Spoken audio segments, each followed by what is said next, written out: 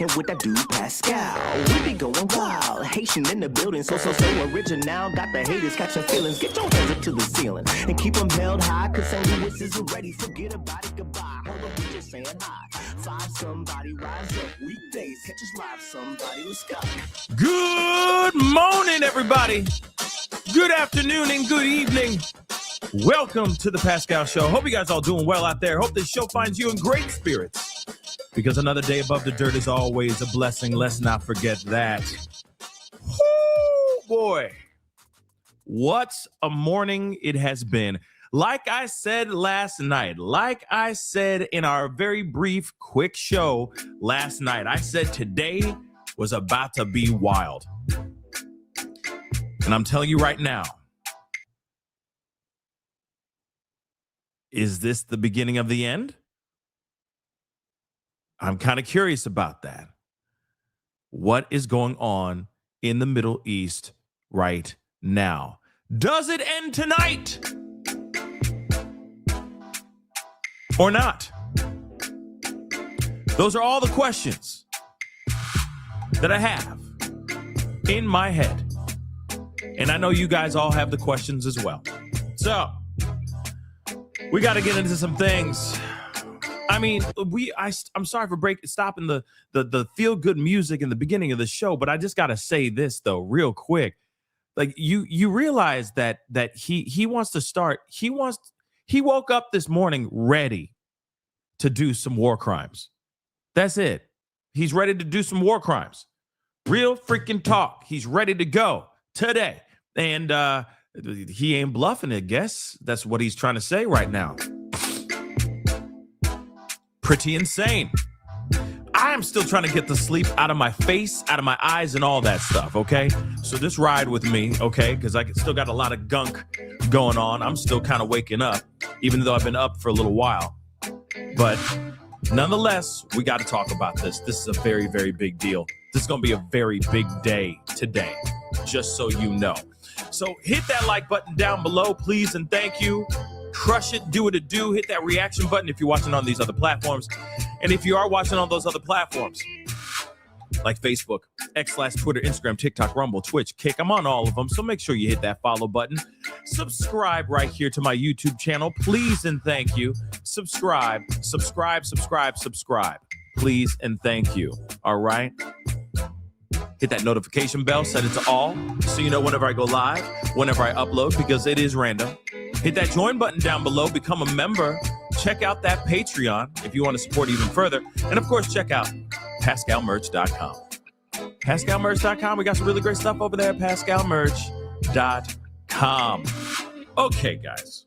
Man, what an evening and an early morning and then the morning it has been. Okay. Of course, we're going to go into our main topic here in just a minute, but we definitely have got to talk about some stuff that's going on at the Panama Canal. Yeah. What in the hell is going on over there? I'm kind of confused and concerned about it too. A gas tank of some sort just explodes on a bridge, on Panama Canal's bridge of the Americas. What the hell's going on here? Now, is this just a fluke, or is this some big deal that's going on? Like, is there something else going on? It is another canal. You know, it's a Panama Canal, right? So I'm curious, what the hell is going on here, right? So let's take a look at this real quick before we go into all of the mucky muck that's going on overseas. Because this could be connected. This may not be connected. I don't know. Okay, I woke up this morning to this information about this information as well. I'm still confused about it. So let's hear about what the hell's going on, right? And we'll be looking at they're already showing the footage in the down in the right-hand corner. No, Rebel Wilson is not the explosion. There's a joke somewhere there. No disrespect to Rebel Wilson. Anyway, come on, close. Okay, it won't close. So we're just going to get straight into it. All right. So a massive explosion under the bridge of Americas has killed one person and injured two, temporarily closing the vital crossing over the Panama Canal. Smoke and flames engulfed part of the bridge. Footage on social media showed after a fuel tanker truck exploded in the area of La Boca under the 5,400 foot long bridge. Cars and buses sped up in order to move past the actual explosion. And they keep on showing it in flashes over here as they're showing commercials. I don't know what's going on there. Okay, but we are going to look at some more footage here in just a little bit. More than 75 firefighting units and 45 vehicles were deployed to fight the blaze, according to the Panama's Fire Brigade Service, which is absolutely insane. One worker presumed to be operating near the truck died in the fire. Firefighter Chief Alvarez said in a press conference. 2 firefighters suffered minor injuries. He also added, the investigations are just beginning. It would be a premature and irresponsible on our part to speculate about the causes of this incident at this time. So again, like, what in the hell actually happened here, right? How could this have gone down? Of course, we're all still kind of, listen, we're all hyper paranoid, hyper vigilant for the last 38, 39 days. I forgot what day in this war that is not a war that we're in, but you get what I'm saying. Are we in day 40 now? I have no idea. Okay. This is insane. Okay. So a lot of people are very concerned about anything. If something's on fire, if something just randomly explodes. Yeah. I think we're all going to be very concerned on, like, what the hell? How did this happen? What the hell happened and how did this happen? You have a tank, a gas tanker, okay, a fuel tanker truck just randomly exploding. And how convenient that it explodes on a bridge like the Panama Canal Bridge. You know what I'm saying? I just find it a bit interesting. Don't you? You don't find that a little bit of a coinky dink? Especially when you got Trump going, we're going to annihilate everything. You got Trump going crazy right now, saying he's about to destroy a whole civilization, by the way. He's saying that out loud, which we are going to talk about. Obviously, it's in the title. You see it above or down below, wherever you're watching this show right here. Nonetheless, I can see people getting very scared today. Hyper vigilant and hyper paranoid over all of this. So is this connected? I don't know. But I do find it a little bit strange that something like this happens right around the time that we're dealing with what we're dealing with. You see what I'm saying? I just find that a little bit odd. Don't you?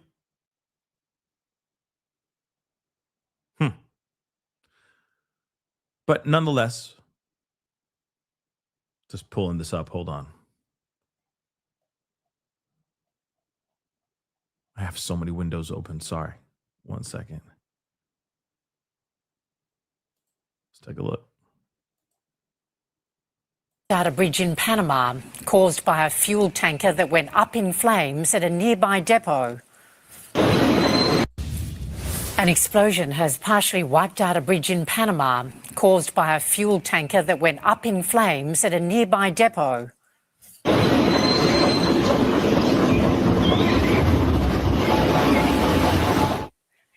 Cars could be seen driving along the bridge at the time of the blast.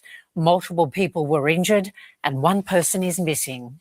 I think it's also very interesting that this whole thing explodes right underneath the actual bridge. I find that odd. What was that fuel tanker? I mean, because I don't know the logistics and the geographical breakdown of this bridge and what's underneath that bridge. There could be a whole bunch of fuel tanker trucks right underneath. There could be a whole kind of like a port there for trucks. I don't know. But I do find it interesting that this thing explodes right under the actual bridge. So if there is a fuel depot under the bridge, that is very interesting. Very interesting that they would choose that place, that area, to have a fuel depot right there underneath the mother-loving bridge. You don't find that a little strange? Like, this is a very major artery, that connects, and people are passing back and forth. It's a bridge. The bridge is built for a freaking reason, right? So don't you find it interesting that they're like, oh yeah, let's just have a fuel depot right underneath this bridge, this very important artery of our society. Let's just do that real quick. Does that sound kind of dumb to you? And then randomly one just explodes. You don't think somebody, I'm just telling you right now, let's be real. Trump is sitting there saying, because I just saw somebody say this in the corner of my eye, but he's already saying to Iran, the end of times are coming. Okay. The end of times are coming for the Iranian civilization. We already bombed a bridge. We struck a bridge just the other day. This is a major artery in this side of the world. Okay. This Panama Canal bridge. This is a big deal. And this goes off. Just a fuel tanker just happens to blow up at random. What? Is it too hot by the Panama Canal bridge? It's so hot, it just had a fuel tanker go up in flames? Really, though? Yeah, I feel you on that, Hanib. Okay? Dumps coffee, pours beer. Again, and for the ladies, okay, for you ladies, dumps coffee, pours a whole bottle of white wine. Your white wine spritzers. So again, don't you find that a little bit weird? Yeah, XDG, all trade routes are targets. Yeah, I feel like that is what it looks like. You know what I mean? To me, that's what it looks like. Wow, Allie just had to say, Mimosa Pascal. Okay, good on you, girl. Good on you, okay? Mimosas for the win, okay? But yes, like I said, this is going to be an epic, epic day. Don't worry, I'm not going to be streaming all day. This is a big show, and then I'll be back on it like at the deadline. I'll be back on at the deadline, and we will be watching and keeping an eye on everything throughout that 4-hour bracket. So today is a very, very big day. I'm just letting you know. And mods, I'm sorry, okay? But I'm giving you guys a heads up as well. If you can't make it, it's all good. Don't worry about it. Don't stress don't fret. It's going to be okay. It's going to be okay. But I'm going to say that now. Mods, big show today. If you can make it, great. If you can't, it's okay. I'll handle it myself. It'll be fine. Okay. But it is a very, very, very, very big day. And, the whole world could be turned inside out tonight, or Trump could be he could be lying. He could just be making things up. He could be bluffing. I hope he's bluffing. I really hope he's bluffing, bro. I really hope he's bluffing. I really hope he's bluffing. But I don't think he is. We're going to talk about that in a second. Okay. Now, can somebody explain to me, hold on. Can somebody explain to me the taco? Somebody in just plain, straight up layman's terms, explain why Trump is being called taco. I've heard it a lot, especially I've heard it from like certain podcasters and podcast shows. They say, they call him taco, right? What is the taco about? Does that mean like he's going to cower in fear? Or taco means he's going to go crazy? What does that mean exactly? Oh, Trump always chickens out. Taco.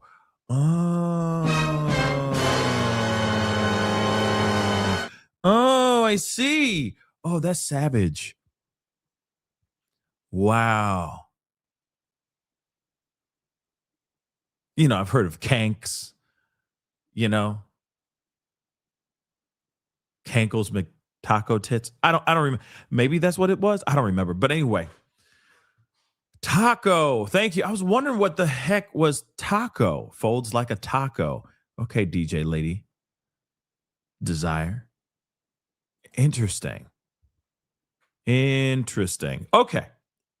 Thank you so much for explaining that to me. Because I've seen it so many times. I've seen it in, the taco emoji and all that. And I'm like, what is the taco about? I've never heard the full explanation. So thank you so much for letting me know. Yeah, tacos are delicious. I love some tacos. They're just delicious. But here's the thing, guys. Yeah, Cankles McTaco tits. Yeah. I've heard that too. So I thought that's where that came from. You know what I mean? And then everybody was just running with this going, well, Cankles we're just going to call him Taco. You know what I mean? But yeah, that's apparently what, other podcasters call him. I have had it, I think is the podcast. That's where the first place I ever heard it. Cankles McTaco. I'm sorry, it's kind of funny. But so here's the thing. This explosion happens in Panama, canal, okay? Panama Canal, right underneath a major bridge. Right underneath the Panama Canal Bridge. Is this connected to anything that's going on overseas? I leave that question up to you. Obviously, there hasn't really been much coverage or talk about this, which is kind of frustrating because you'd think that everybody and their mama would be talking about this because this is a major export-import bridge. It's kind of like if Strait of Hormuz had a massive bridge going over the Red Sea or something like that. Just picking an area, right? And suddenly that thing just goes up in flames. It's a major deal. It's a huge deal, especially when you got the president of these United States saying, get ready, whole civilization about to be going up in flames. Back to the Stone Age. Oh, y'all going back to the like he about to take them Flintstones. You feel me? Straight up. He about to Barney Rubble this mother lover. At least that's what he's saying. He's going to annihilate them all the way back to the mother-loving Stone Age. And that is bad. Oh, by the way, let me just say this too. That also means a war crime, if you ask me. So again, I find that very interesting too. And you should find that very interesting as well. Let's take a look at this Truth Social post that he put up. This is absolutely nook and foods. Yeah, he put this up this morning. So as he's sitting there dropping deuces, God. As he's doing that, he's gripping onto his phone and he's putting up this stuff. A whole civilization will die tonight, never to be brought back again. I don't want that to happen, but it probably will. However, now that we have complete and total regime change, where different, smarter, and less radicalized minds prevail, maybe something revolutionarily wonderful can happen. Who knows? We will find out tonight. One of the most important moments in the long and complex history of the world. 47 years of extortion, corruption, and death will finally end. God bless the great people of Iran.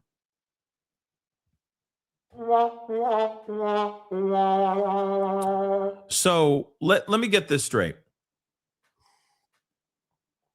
Let me get this Strait of Hormuz straight. You say the whole civilization will die tonight. That's how you started. And then at the end, you say, God bless the great people of Iran. Like, he's just sitting there going like, we about to annihilate all y'all, but God bless y'all. Find shelter and safety. Find a hole. Dig yourself a hole and get into it, because everything's going up tits. Going tits up tomorrow or tonight. Sorry. It's over. So overnight, tonight, as we are breaking bread, as we are getting ready for our days or, for our bedtimes, kissing our little ones and placing them ever so softly onto their down pillows, letting them dream of nothing but gumdrops and lollipops, Trump is about to annihilate an entire country. Allegedly. Trump is about to commit massive war crimes. Allegedly. I just want to make that abundantly clear. But the way he says this, a whole civilization will die tonight. Now, I can understand. Let me just ride with me for a second, okay? Because I'm already looking at it one way. The one way I see it is not the way that he's seeing it, I'm sure. A whole civilization means people. To me, that means the way of life of the Iranian people is now hanging out of balance right now as we speak. And I think a lot of us, the rest of the world, at least the rest of the country, that woke up literally rubbing sleep out of their eyes, woke up to this and said, literally, you pooped a little bit faster today. When you read that, you're like, oh my God, are you serious? Seriously, people are crapping themselves right now. No need for that first cup of coffee of the day to get things moving. You feel me? All right. Nope. Everyone's nervous and worried about this. I saw earlier, somebody said dumps out coffee, pours a beer. A lot of people are doing whatever they can do to self-medicate and get through this very highly nerve-wracking day. But when you hear a whole civilization will die tonight, instantly you're thinking, oh dear God, he's about to commit some serious war crimes. Now, here's the thing. Other sides that are supportive of this war, they're sitting there saying, no. He's not saying that he's going to annihilate the Iranian people. He's saying that he's going to annihilate their way of life. That the people will be okay, but all the infrastructure, all the things that they've ever built that they use to survive and get on with their lives will be destroyed. Do you realize that that is still a mother-loving war crime? For those of y'all who are still trying to defend this and say, yeah, go in there and annihilate all that stuff. Do you realize that him destroying way of life, civilization, if we're going technical on this word, you realize that's still a war crime. That doesn't change anything. That's still putting people's lives in dire straits of Hormuz. You get what I'm saying? You get it? So for those of y'all who are out here trying to move the goalpost, trying to make it seem like this is okay, this is still not okay. It'd be a different story if he was like, the entire Iranian regime will die tonight. Cool. Do your thing, boo-boo. Bet. Do what you need to do, homie. Because that is part of war. That is not, which he does not call it a war as well. But that is an act of war. This, him saying, a whole civilization is about to go down. You're destroying their way of life. That is a war crime. No. Doesn't matter how many ways you fold it. Doesn't matter how many ways you fry this egg. It's still a mother-loving fried egg. And yet people are trying to change the narrative already. See, this is what they do. This is what I've noticed with the Trump administration. In fact, a lot of administrations, they play with semantics. They play with the words. No. He put the accent on the other part. No. He said it with an A, not a hard R. You see what I'm saying? What he really meant was, civilization. If you go back to the origin of the word, it really means such and such and such and such. So therefore, they're always coming up with some BS to defend the leader of our free world. When in actuality, he is saying he's going to destroy their civilization, their way of life, y'all. That is a crime.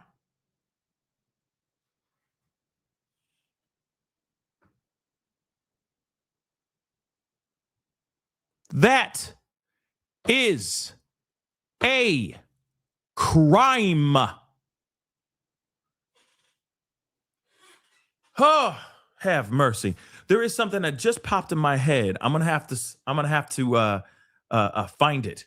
I forgot about it because I saw it last night. You know how it is. News be newsing, and things just keep on rolling out.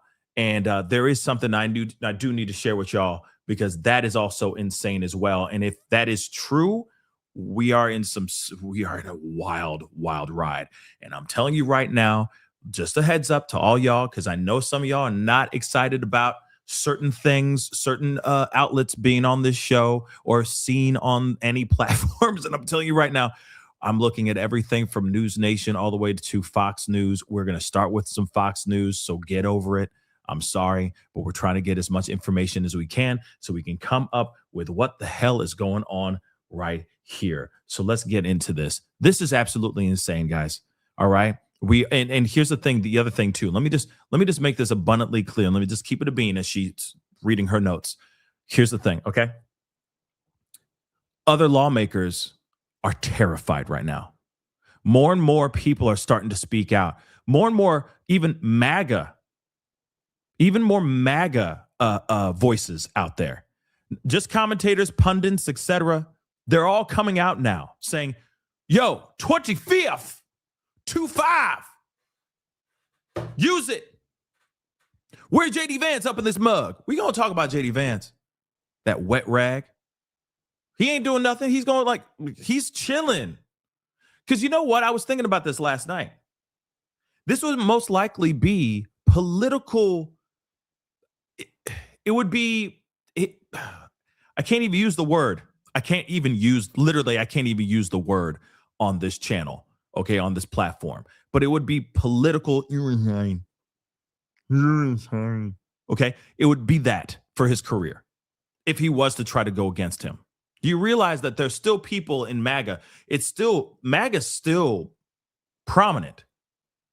If JD was like, nah, man, I'm invoking that 25th, son, that would be for his political career. That would be. You understand? So as much as we want him to do it, he ain't going to do it. One, because he knows it would be really bad for his career politically, but two, because he's also a pushover. He's also a little bit of a pushover. A little bit of a wet noodle. I'm sorry. A little bit of a wet noodle. No disrespect. He might be the next president. God only knows. I have a feeling it's not going to be him. But, he going to run, though. I don't think he's going to win.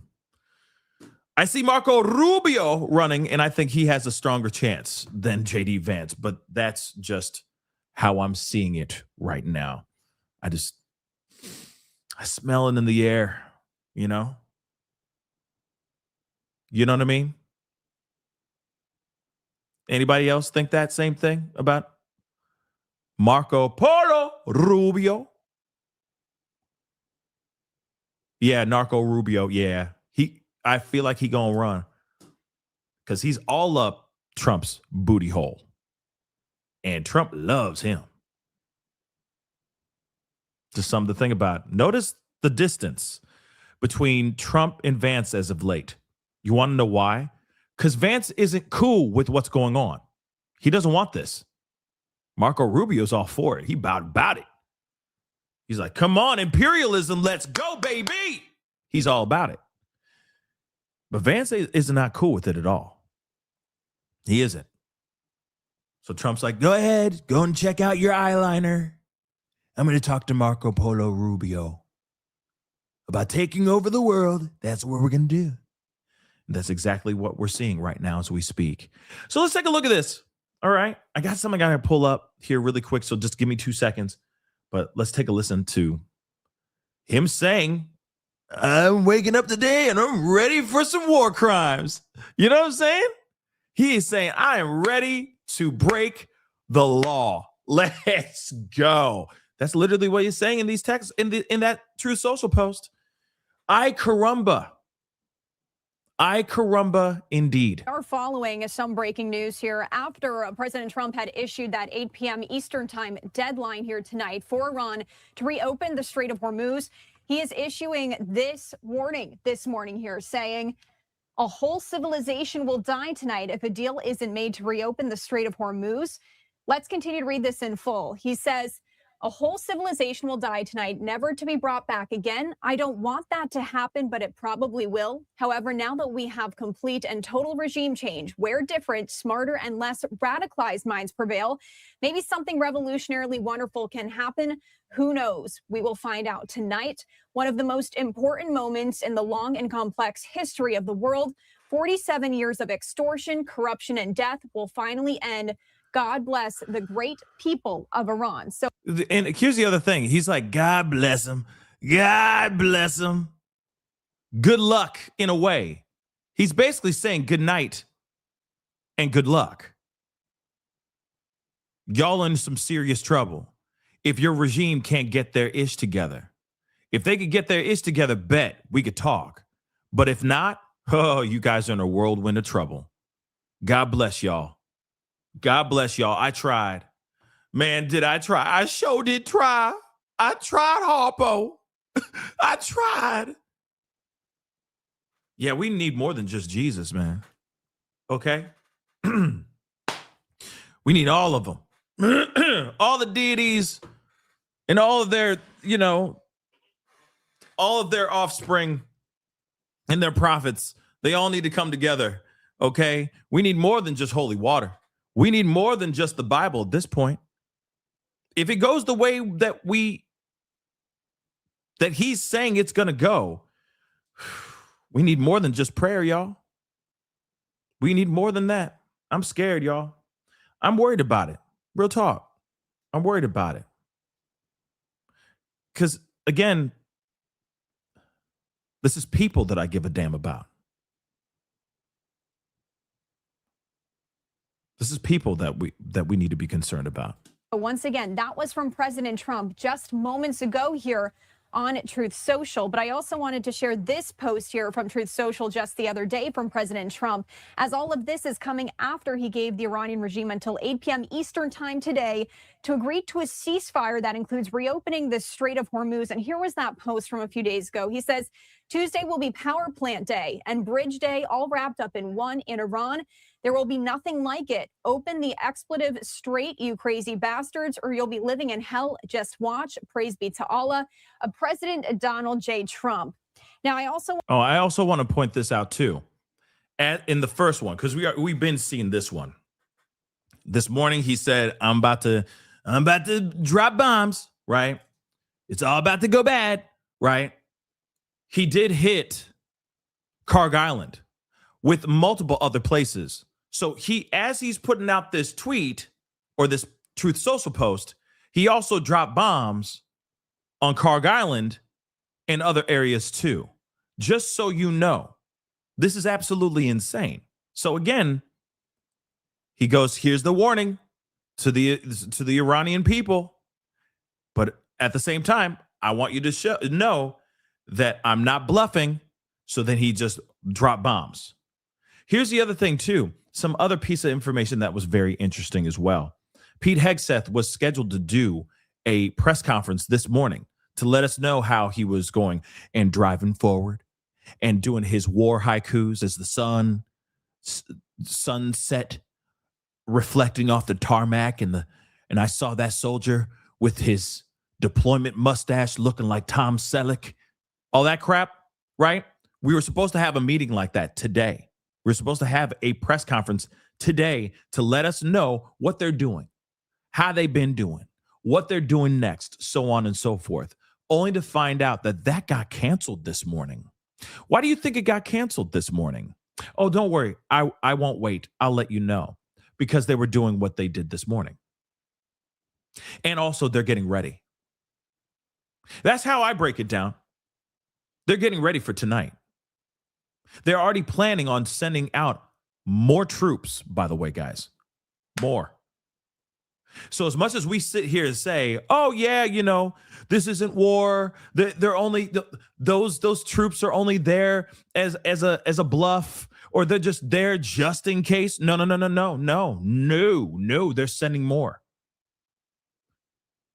Pete Hegseth and Raising Cane, okay? General Sal's Chicken was supposed to have a meeting this morning, a press conference to let us know what the F is going on. And they decided not to do it this morning because they're gearing up and getting ready for what's to come tonight. If, fingers crossed, if they can't come to some sort of agreement. Remember that. Remember that. So they're getting ready. They got bigger things to do, bigger fish, or, in fact, Raising Cane, bigger chicken to fry. So when they say all hell's going to break loose, they're gearing up for it right now as we speak. Just so you know. Wanted to share this here because we're learning this morning as well. The U.S. carried out dozens of strikes against military targets on Iran's Karg Island late last night and early this morning. That's according to a senior U.S. official speaking to Fox News. Now, President Trump first floated attacks on the Iranian stronghold last week as his threats over reopening the Strait of Hormuz kicked off.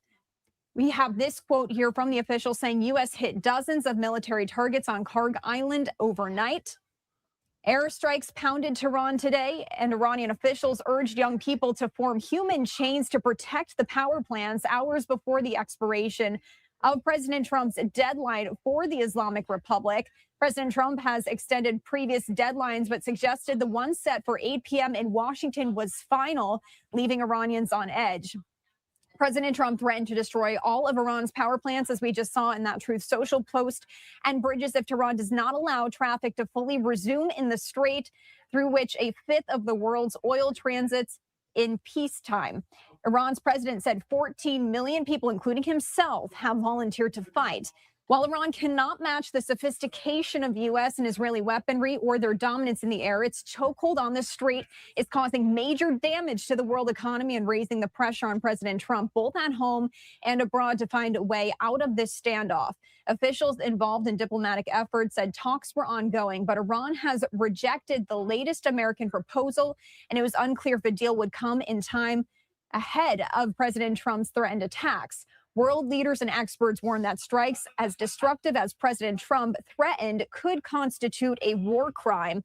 Once again, if you are just joining us, sharing this here with you as President Trump put this on Truth Social just moments ago at this point. And we've also been sharing here that a wave of strikes hit Iran, including in residential areas of Tehran, killing nearly 36 people. Iran fired on Israel and Saudi Arabia, prompting the temporary closure of a major bridge. Now, in emphasizing this Tuesday deadline, President Trump warned that, quote, the entire country could be taken out in one night. He said every bridge in Iran will be decimated by 12 o'clock tomorrow night. He goes on to say all power plants will be burning, exploding, and never to be used again. This was all in a press conference here from President Trump just yesterday as he spoke. In response, Iran called on all young people, athletes, artists, students, and university students and their professors to form human chains around those power plants. What I wanted to do right now is share some comments here from both President Trump as well as Vice President J.D. Vance. We just heard from the Vice President as he spoke in Hungary moments ago, but he did get a question about Iran. I wanted to share that response here with you right now. You asked about Carg Island.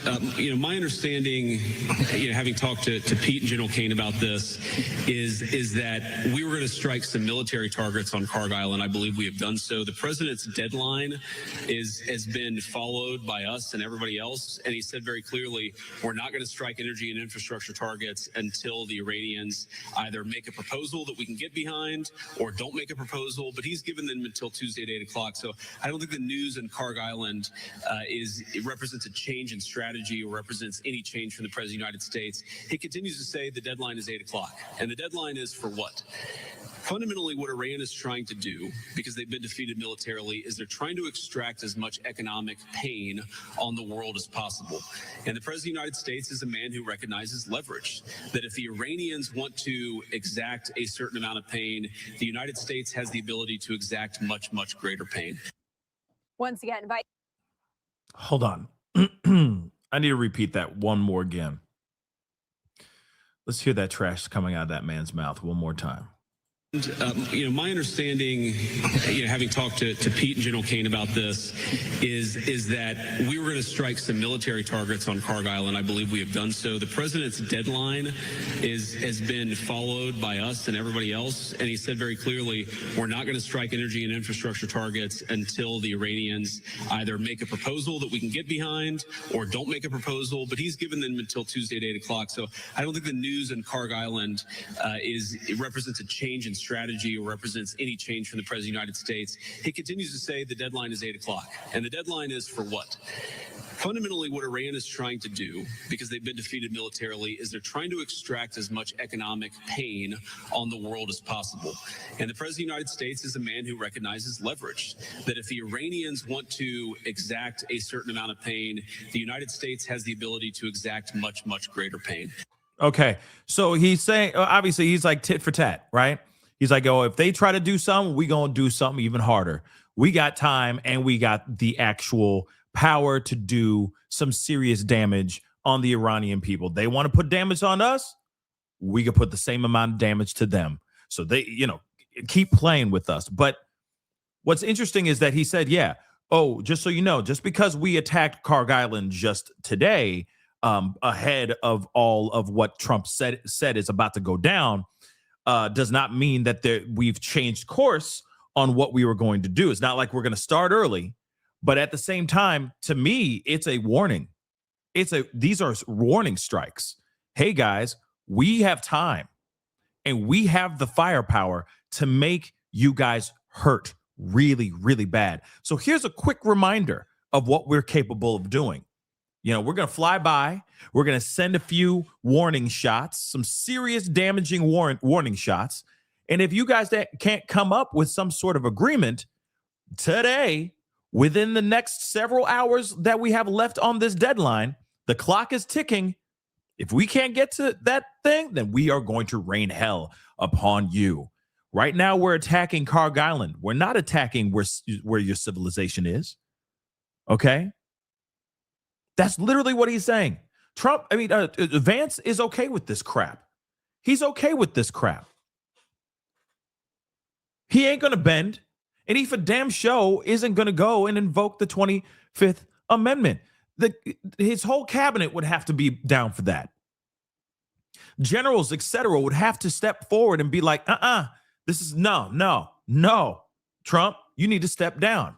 But that's not going to happen, because the cabinet still is up his butthole. There's no way this is going to happen. Vance could do something, but he's not going to do anything because he knows this is going to be really, really bad. Okay? Really, really bad if he was to try to do something to make Trump step down. Once again, Vice President Vance there just moments ago as he was answering a reporter question focused on this news that we are sharing with you. As we're learning from Fox News, the U.S. bombs dozens of Iranian military targets on Kharg Island overnight, including bunkers, radar station, ammunition storage. This, once again, all according to Fox News. Now, I also shared with you here that President Trump spoke on Iran at a press conference at the White House just yesterday. Wanted to play a 2-minute soundbite here for you now. I can't talk about ceasefire, but I can tell you that we have a active, willing participant on the other side. They would like to be able to make a deal. I can't say any more than that. Your messaging on the war has moved from the war is coming to an end to war going to be bombing Iran to the Stone Ages. And we've heard a range of those kind of messages.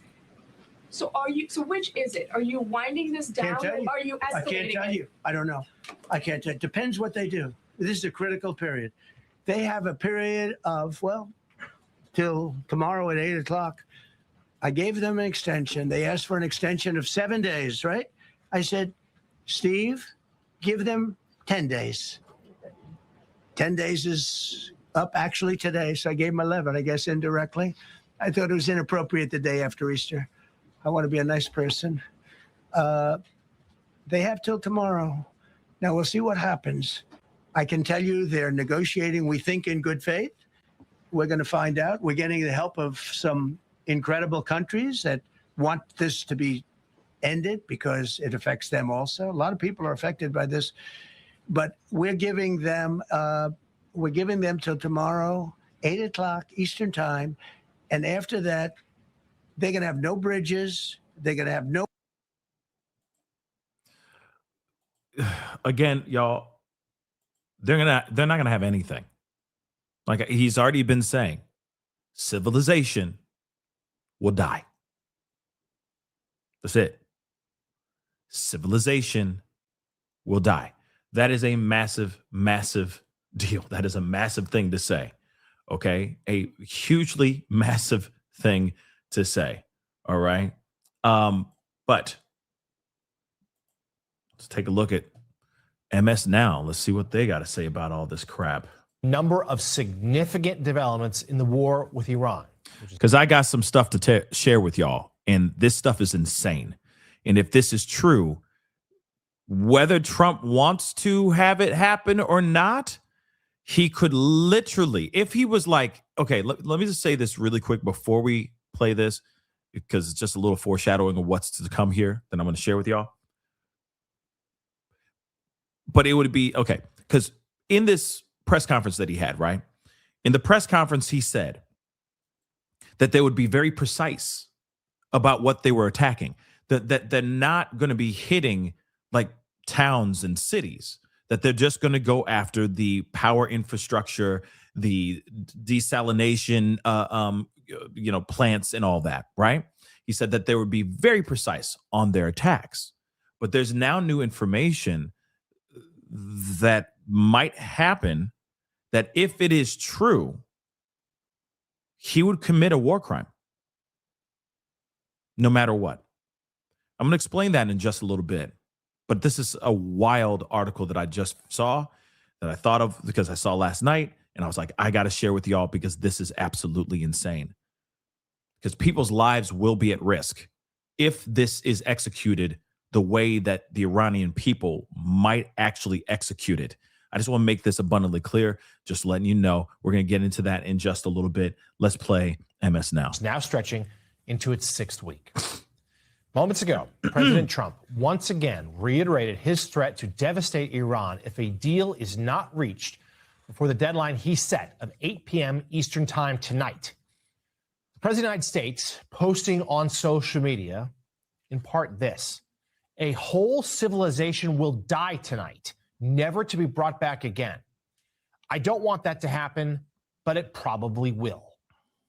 Trump, however, is leaving the door open for a breakthrough, adding, maybe something revolutionary, wonderful can happen. Who knows? We will find out tonight. Trump has been threatening this level of devastation for weeks now, repeatedly delaying the attacks on critical infrastructure, like power plants and bridges, attacks that could amount to war crimes. Now, this is where you guys call it taco, right? See, I learned things. You know what I'm saying? When he was delaying these deadlines, so he was being taco, right? He was being See, I learned things. I learned good.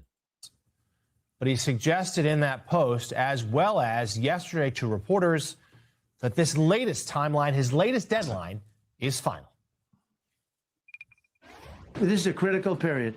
They have a period of, well, till tomorrow at 8 o'clock. I gave them an extension. They asked for an extension of 7 days, right? I said, Steve, give them 10 days. 10 days is up actually today, so I gave them 11, I guess, indirectly. I thought it was inappropriate the day after Easter. I want to be a nice person. They have till tomorrow. Now, we'll see what happens. I can tell you they're negotiating, we think, in good faith. We're going to find out. We're getting the help of some incredible countries that want this to be ended because it affects them also. A lot of people are affected by this. But we're giving them till tomorrow, 8 o'clock Eastern time. And after that, they're going to have no bridges. They're going to have no power plants. Stone Ages, yeah. Stone Ages. For its part, Iran says it would, quote, deprive the U.S. and its allies of the region's oil and gas for years. Let me just say this, okay? We should not be surprised by Iran's reaction. This reaction is a big deal. Remember, we talked about this yesterday. We talked about this last night, if I'm correct. You know, we do so many damn shows. It's hard to remember if I talked about this what I'm about to say yesterday morning or yesterday evening. But nonetheless, should we not be surprised that Iran is sitting there going like, we are going to make the entire world suffer, while the world is already starting to suffer? Do you understand that, right? The world is already feeling this. We are already starting to suffer. It is bit by bit. It's not a whole tidal wave of suffrage, but it is bad. And it's only going to get worse.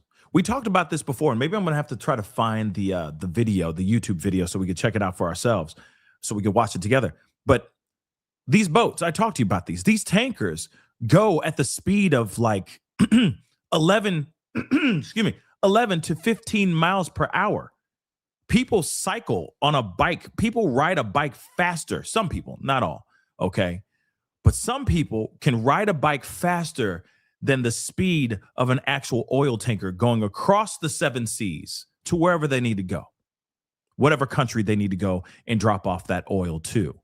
It takes a while to get from one place to the other in these oil tankers. So right now, we're not feeling the pain yet, not truly. Yes, I get it. Gas is insane, okay? In areas, it's scratching the surface of $7 per gallon. Scratching the surface of $7. It's almost there. I'm telling you right now, this pain that we're going to get, we haven't fully gotten it yet. The wave is still looming. It is like the slowest financial tsunami and energy-wise tsunami that is just slowly going 11 to 15 miles per hour across the sea to all of these countries. And we have not fully felt the hit yet. We have not felt its full impact yet. So imagine if they sit there and say, hey, Iran's like, oh, you do that to us? Or you going, oh, F me? F you! It's going to be bad. Do you understand? And it's not only America that's going to feel this, even though Trump says, we don't need it. We got plenty of oil. If that's true, if that's entirely true, the rest of the world is going to feel this. And guess what? Guess who the bad guy is? America. Yeah. America. So again, everybody and their mama is going to be mad as hell. And guess what? Like we don't already have 15,000 targets on our back, America. Now we're going to have a whole lot more targets on our back. Like I said yesterday, Batman Dark Knight Rises or whatever the heck it is, The Dark Knight Returns, whichever the one with Heath Ledger as the Joker, okay? They said, hey, you wait long enough, the hero quickly becomes, over time, the villain. And are we suddenly now starting to see that for ourselves? Think about that for a second. Are we now starting to see that because we're used to being, America, going in and saving the world like we're Superman, right? Are we now starting to see us becoming the bad guy? Even though we don't want it, we all see it. Like, imagine, like I said, the tidal wave is going at 11 to 15 miles per hour. It's going slow as F, right? We're feeling it a little bit. The tide is rising a little bit, It's like that. We're seeing a train wreck about to happen in slow-mo, and there's nothing we can do about it, but everybody's screaming, saying, please stop. No, like that. But we can't do anything about it because it's still going like this at 11 to 15 miles per hour. You see what I'm saying? This is where we're at. We are watching a train wreck, a massive train wreck happening in slow motion. And there's nothing we can do about it. And when ish hits the fan, which I hope it doesn't, I hope Iran or whoever, Pakistan or Turkey, do something about creating some sort of peace in the Middle East, at least a ceasefire or something like that before this deadline. But if it doesn't happen, America is going to turn into the biggest douchebag. Sorry, but it's true. And the only person that we can look at, or the people that we can look at and say they done mucked this whole thing up, is the Trump administration. Whether we like to say that or not. I know some people are like, I love Trump. He's honest. He's true. He's a real American. Not this. This is not what we agreed upon. This is not what we voted him in for. This is complete opposite day from what he told us during his campaign. We are now about to see Batman the Dark Knight. There it is. We're about to see where the hero turns into the villain. And we're going to see that tonight if they can't come up with some sort of agreement. Don't worry, I got something for that ass. We're going to talk about this in a second. Let's continue. If President Trump carries out that threat. Meanwhile, Iran this morning is already reporting a series of attacks on key infrastructure, saying airstrikes took out a railway bridge, a train station, and a highway bridge in cities across the country. Neither the U.S. or Israel immediately claimed responsibility for the strikes, but the IDF did earlier warn Iranians not to use trains. This comes as the U.S. conducted strikes on military targets on Karg Island. A U.S. official with direct knowledge of these events tells MS Now. This was not an oil infrastructure strike, the official stressed, describing the attack as restrikes on what the U.S. had previously hit. The attack occurred in the early morning overnight hours, East Coast time Tuesday, and we're now 11 hours from this deadline. Let's just repeat for a moment the President of the United States and his post this morning. That is threatening a war crime. That is threatening something genocidal if he follows through with this. And perhaps... You heard that, right? Yep. If he does what he says he's going to do, which is absolutely crucial, I hope he tacos. I hope this is a taco situation. But then also at the same time, remember, if he was the taco, remember what that would do to his base. That would completely obliterate his base. You realize that, right? that would completely destroy his MAGA base trusting in him, because it's been up to this moment. You see what I'm saying? Like, we got this deadline, blah, blah, blah. And he kept pushing the deadline. And now he is saying stuff like a whole civilization is going to die tonight. Okay. You say that in a Truth Social post, and then you fold. His MAGA base will lose, the ones that are supportive of this war or this operation, because it's not a war. They would lose their ever-loving minds. You understand that, right? And then they would not trust Trump at all whatsoever. So on the surface level, as far as optics go, he has to do what he says he's going to do to some certain extent. If he says Stone Ages and he keeps on saying that, and the same thing with Pete Hegseth, they would actually have to exact that. I don't want to see it.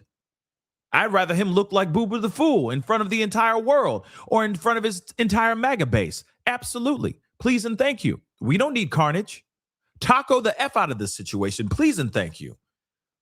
But I don't think he will, because he has too much riding on this situation. That's it. It's sad, but it's kind of true. Perhaps just a bluff. Perhaps it's a negotiating tactic, an 11th hour push to get the Iranians to the bargaining table.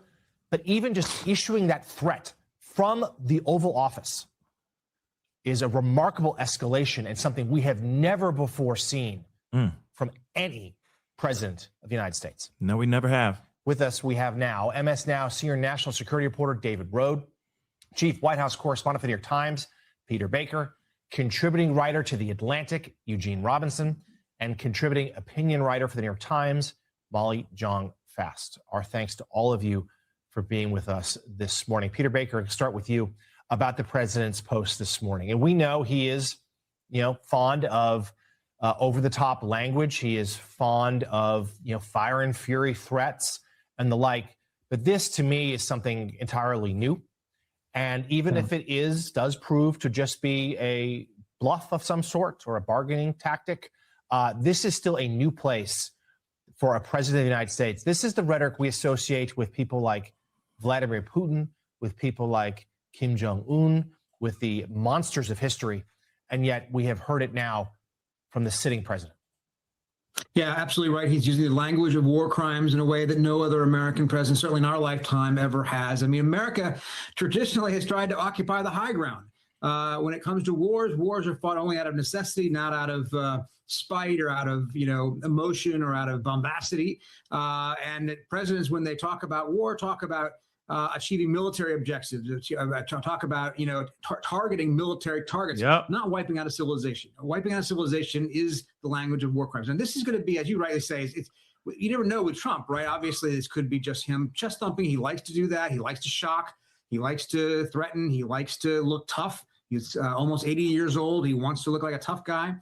But it's a real test, I think, for the U.S. military at this point, because the U.S. military is bound by law not to follow illegal orders.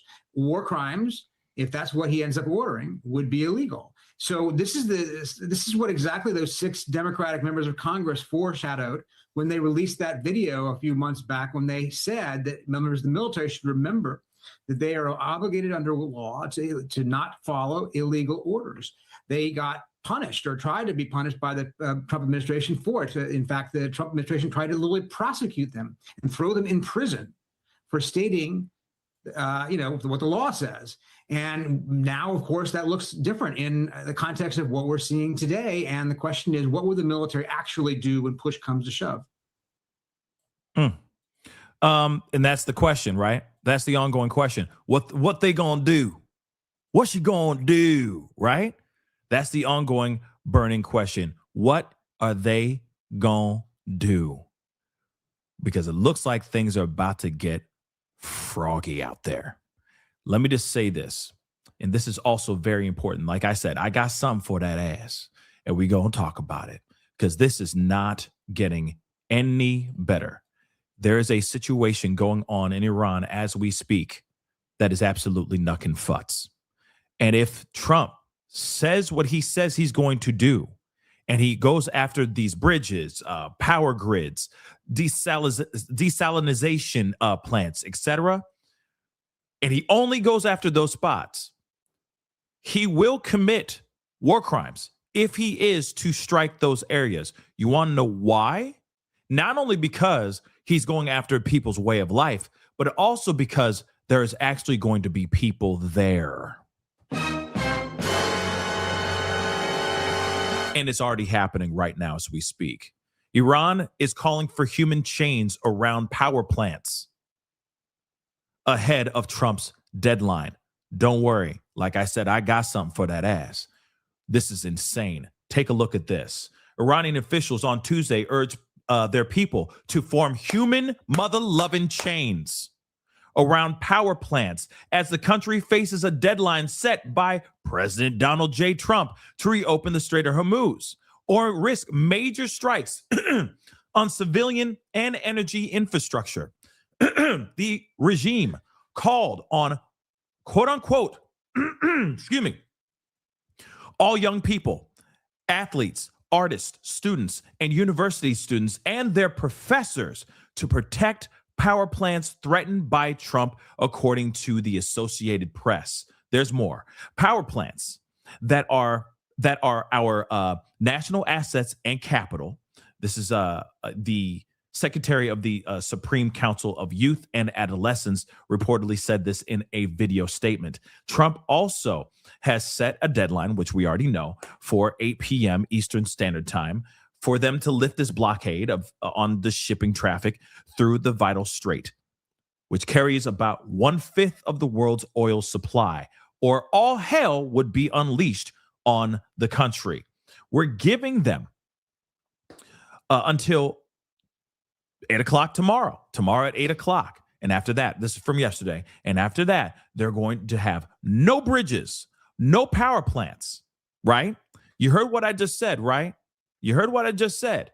They are putting up human chains around power plants, bridges, and other infrastructure that they need for the Iranian people to survive and live, right? The Iranian regime asked them to do so. And guess what? They've already started doing that, y'all. They've already started to do that. Iran ends peace talks, by the way, which we're going to talk about. I got another article for that too. They've cut off all communication with America in regards to any type of negotiations of peace talk. We're going to talk about that in just a minute. But you got human chains, human shields being put together around power plants, energy sites, etc., right before they actually drop bombs on these specific infrastructures. This is absolutely massive, guys. Okay? So women and children are forming human shields.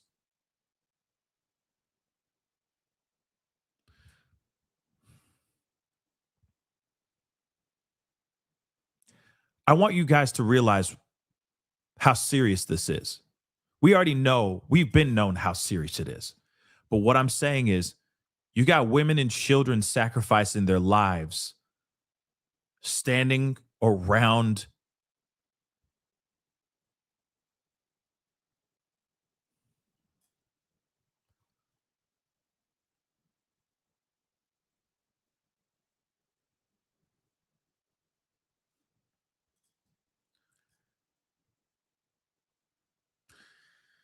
I'm worried, y'all. I mean, you should too. Because if they're doing exactly what they're saying they're doing right now, and Trump does what he says he's going to do after 8 p.m. Eastern Standard Time, no matter if he's not even hitting actual villages and cities and whatnot, he will still commit war crimes. You understand that, right? Women and children.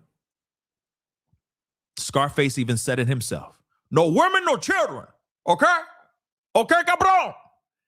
He even said it. So what's Trump going to do when he finds out that women and children are creating a human chain around bridges, power infrastructure, and other ways of life that they need. What he gonna do now? What he gonna do? Because if he drops one bomb on any of those people, on any of those infrastructures, and annihilates or hurts any of these people, that's a war crime. That's even more of a war crime. Do you understand? So Iran has cut off direct communications with the U.S. as women and children formed human shields around energy sites after Trump warned that a whole civilization will die tonight. So they said, a whole civilization is going to die tonight? Au contraire, mon frère, try doing it while there's women and children linking arms around these infrastructures and putting their bodies on these bridges. You still going to drop these bombs, bruh? You still going to do that, homie? I'd like to see you try.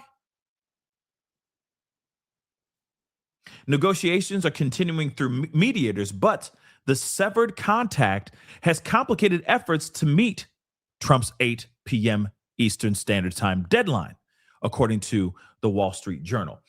An official said that Iran intended to convey a message of defiance and disapproval by severing communications. Iranian state TV is now broadcasting images of civilians protesting at bridges and power plants in a direct taunt after Trump threatened to strike infrastructure. Videos show women and children waving flags and chanting blared on a loudspeaker at a nuclear power plant. I mean, obviously, we already know about what Trump said on Truth Social, okay? And he said that he's going to target Iran's infrastructure, despite warnings that striking civilian energy and water supplies would constitute a war crime, as it is a clear breach of the Geneva Convention.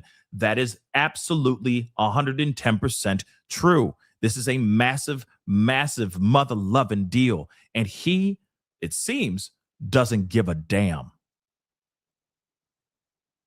So you got Trump's envoy, Steve Witkoff, and J.D. Vance have been deeply involved in peace talks with Iran, with Pakistan playing the central role in mediating the negotiations. Iran is officially led by Ayatollah Mojtaba Khamenei, appointed supreme leader, or, I like to call him Ayatollah Jr., okay? He's the appointed supreme leader after his dad, Ayatollah Sr., lost his life in the first strike that started this whole entire war in the Middle East, okay?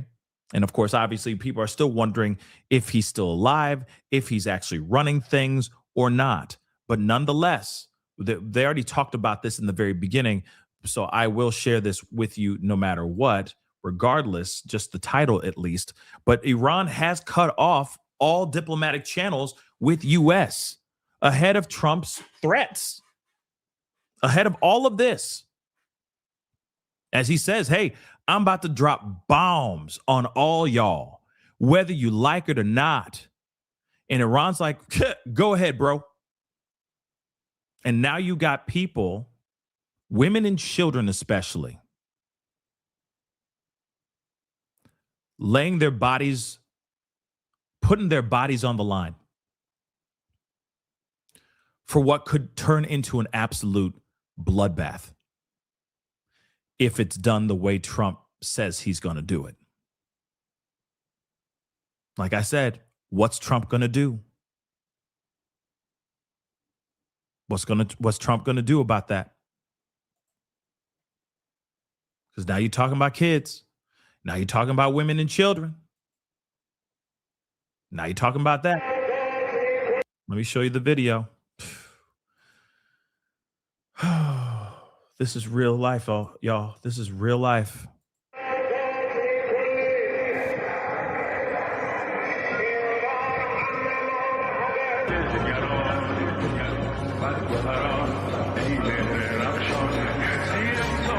Okay, I don't know if that music's copywritten or anything, so I got to be safe on that.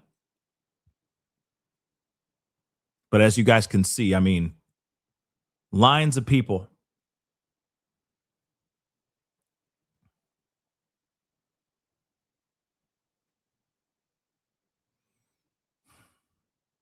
Look at that. Look at that. I mean, that is just, that is terrifying. Let me see if I can find a little bit more. Hold on. Give me a second. Because this is what I was talking about. Like, it just came out of nowhere.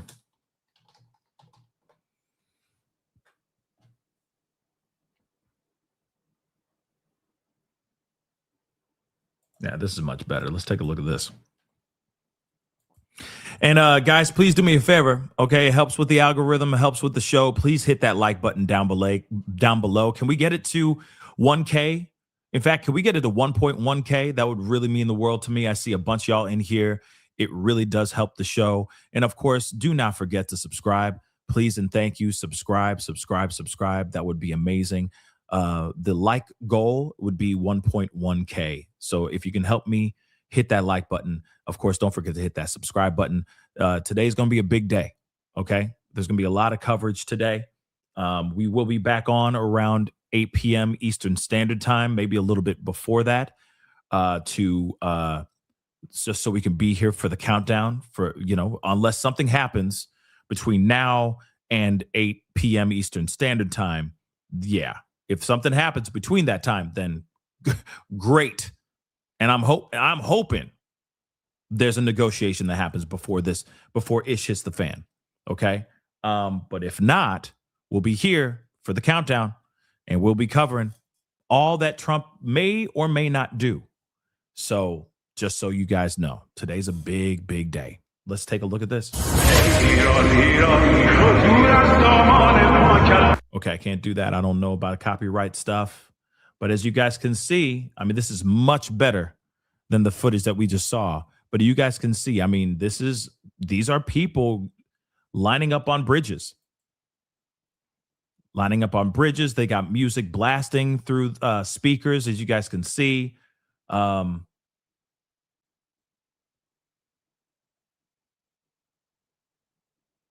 This is not good.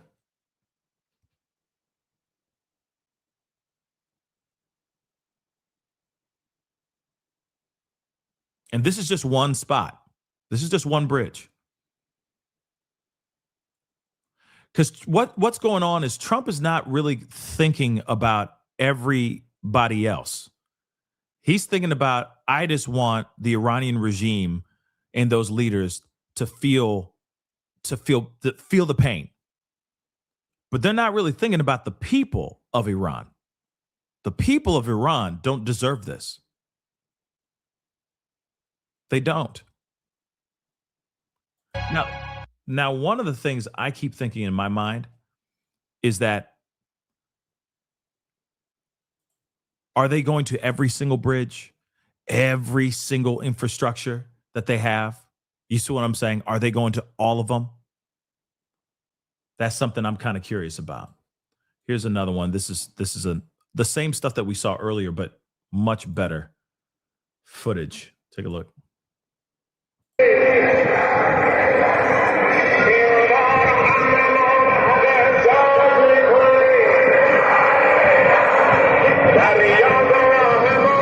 Do you see how far that goes down? Damn.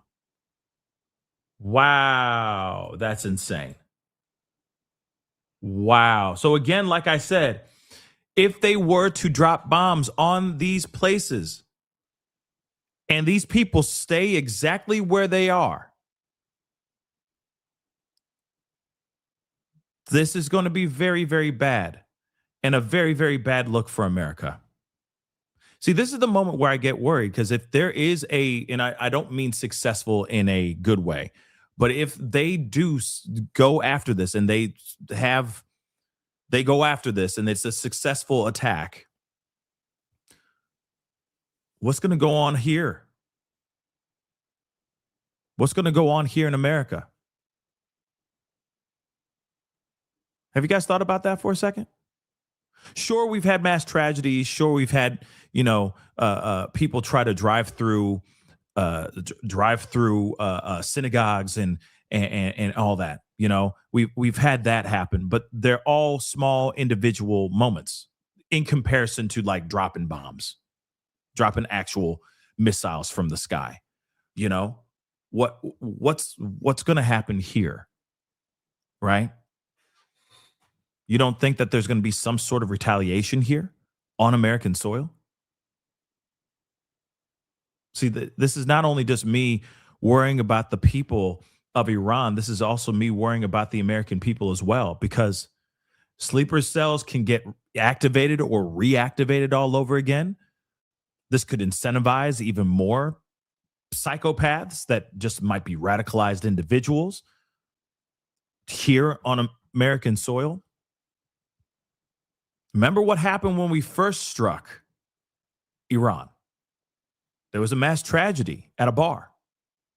Dude was wearing all kinds of different, types of things. Clearly a pro-Iran individual. So again, I worry.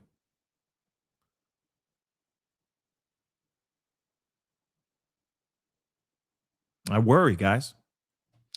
Let me play a little bit more of this.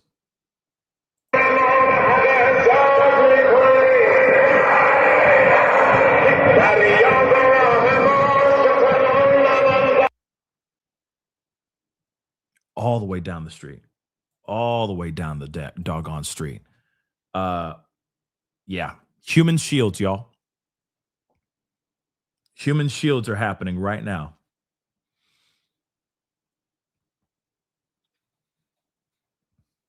That's so insane. That is just so freaking insane.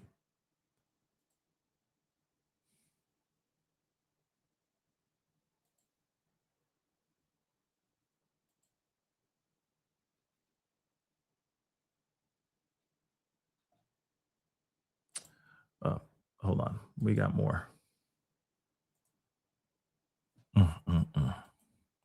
We need to start praying for all of us, y'all. We got to pray for the world. This morning, sources confirming to Fox News that U.S. forces struck dozens of Iranian military targets on Karg Island throughout the night. So this as we are less than 12 hours away from President Trump's deadline for Iran to reopen the Strait of Hormuz or face obliteration. Chief Foreign Correspondent Trey Inks is live in Tel Aviv with the very latest. Hey, Trey, what can you tell us?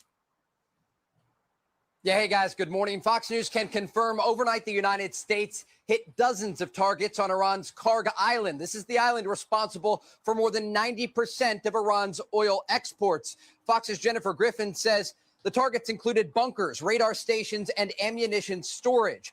As this was taking place, the clock is ticking as it relates to that deadline President Trump laid out Tuesday at 8 p.m. Eastern time, just about 12 hours from now, before Iran must make a deal with the United States, or the president says he will order strikes against Iranian power plants and bridges. This is what the president had to say yesterday from the White House. We have a plan, because of the power of our military, where every bridge in Iran will be decimated by 12 o'clock tomorrow night, where every power plant in Iran will be out of business, burning, exploding, and never to be used again. I mean, complete demolition by 12 o'clock. And it'll happen over a period of 4 hours if we wanted to. We don't want that to happen.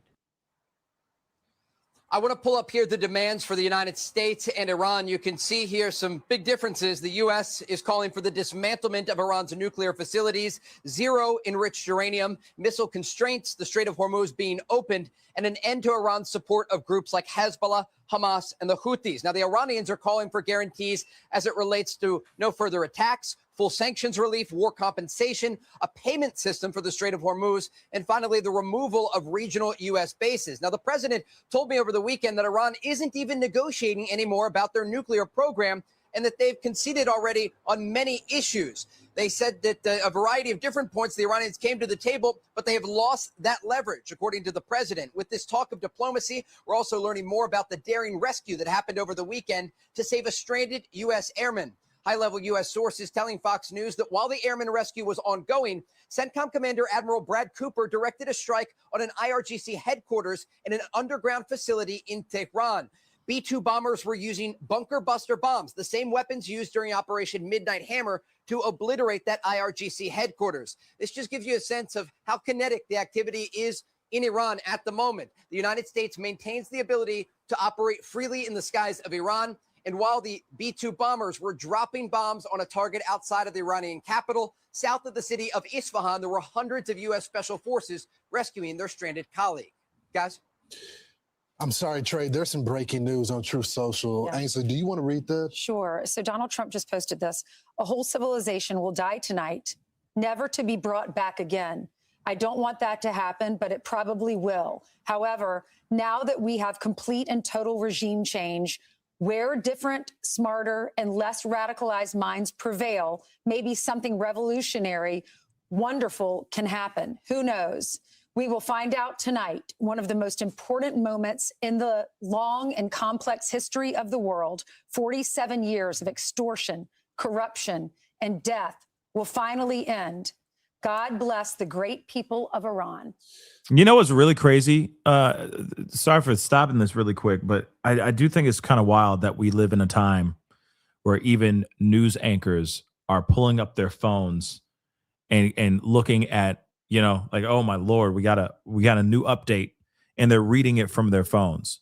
You see what I'm saying? Like that's the world that we're living in. Everything's internet, you know?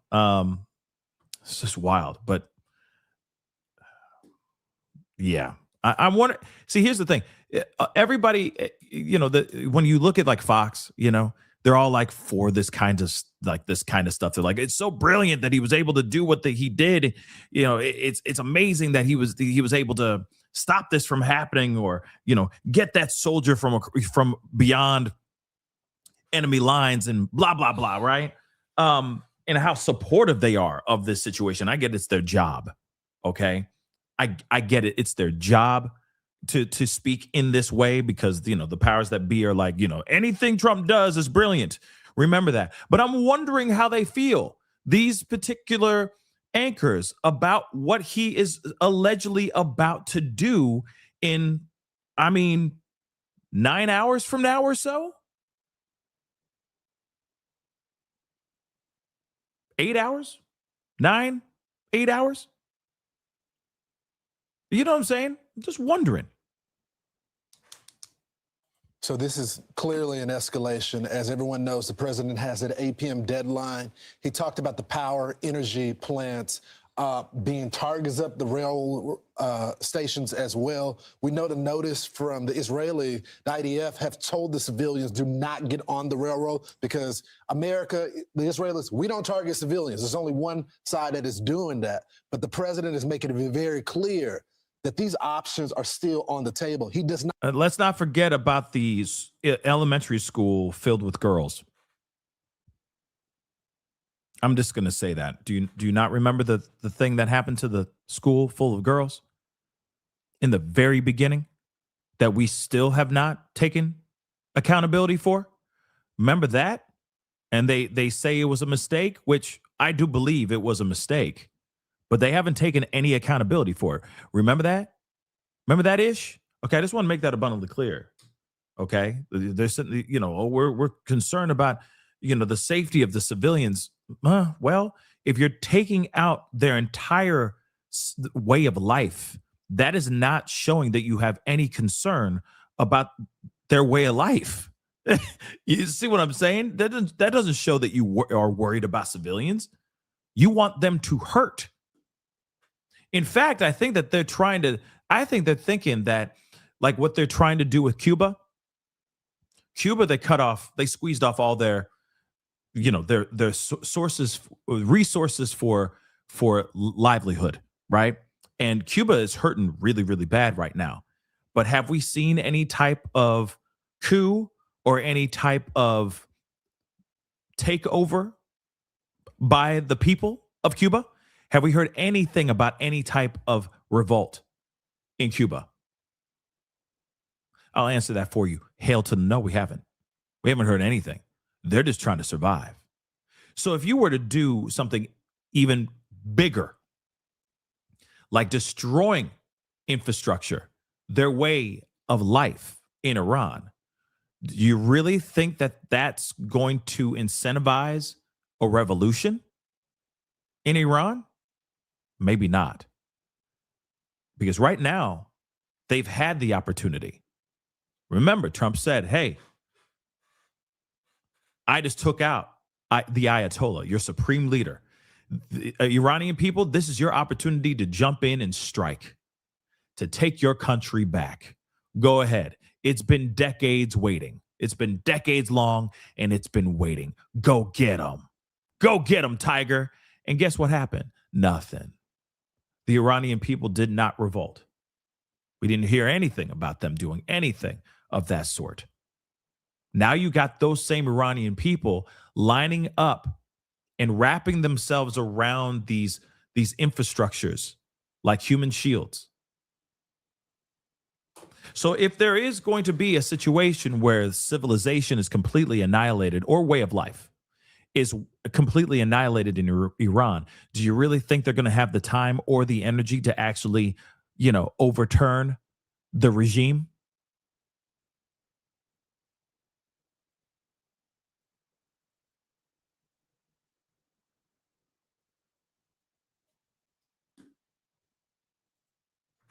Not one death and destruction, but the deadline is the deadline, and it doesn't seem like he's going to move it. No, and Trey Ying's still with us live from Tel Aviv. Trey, what's your reaction to this new post?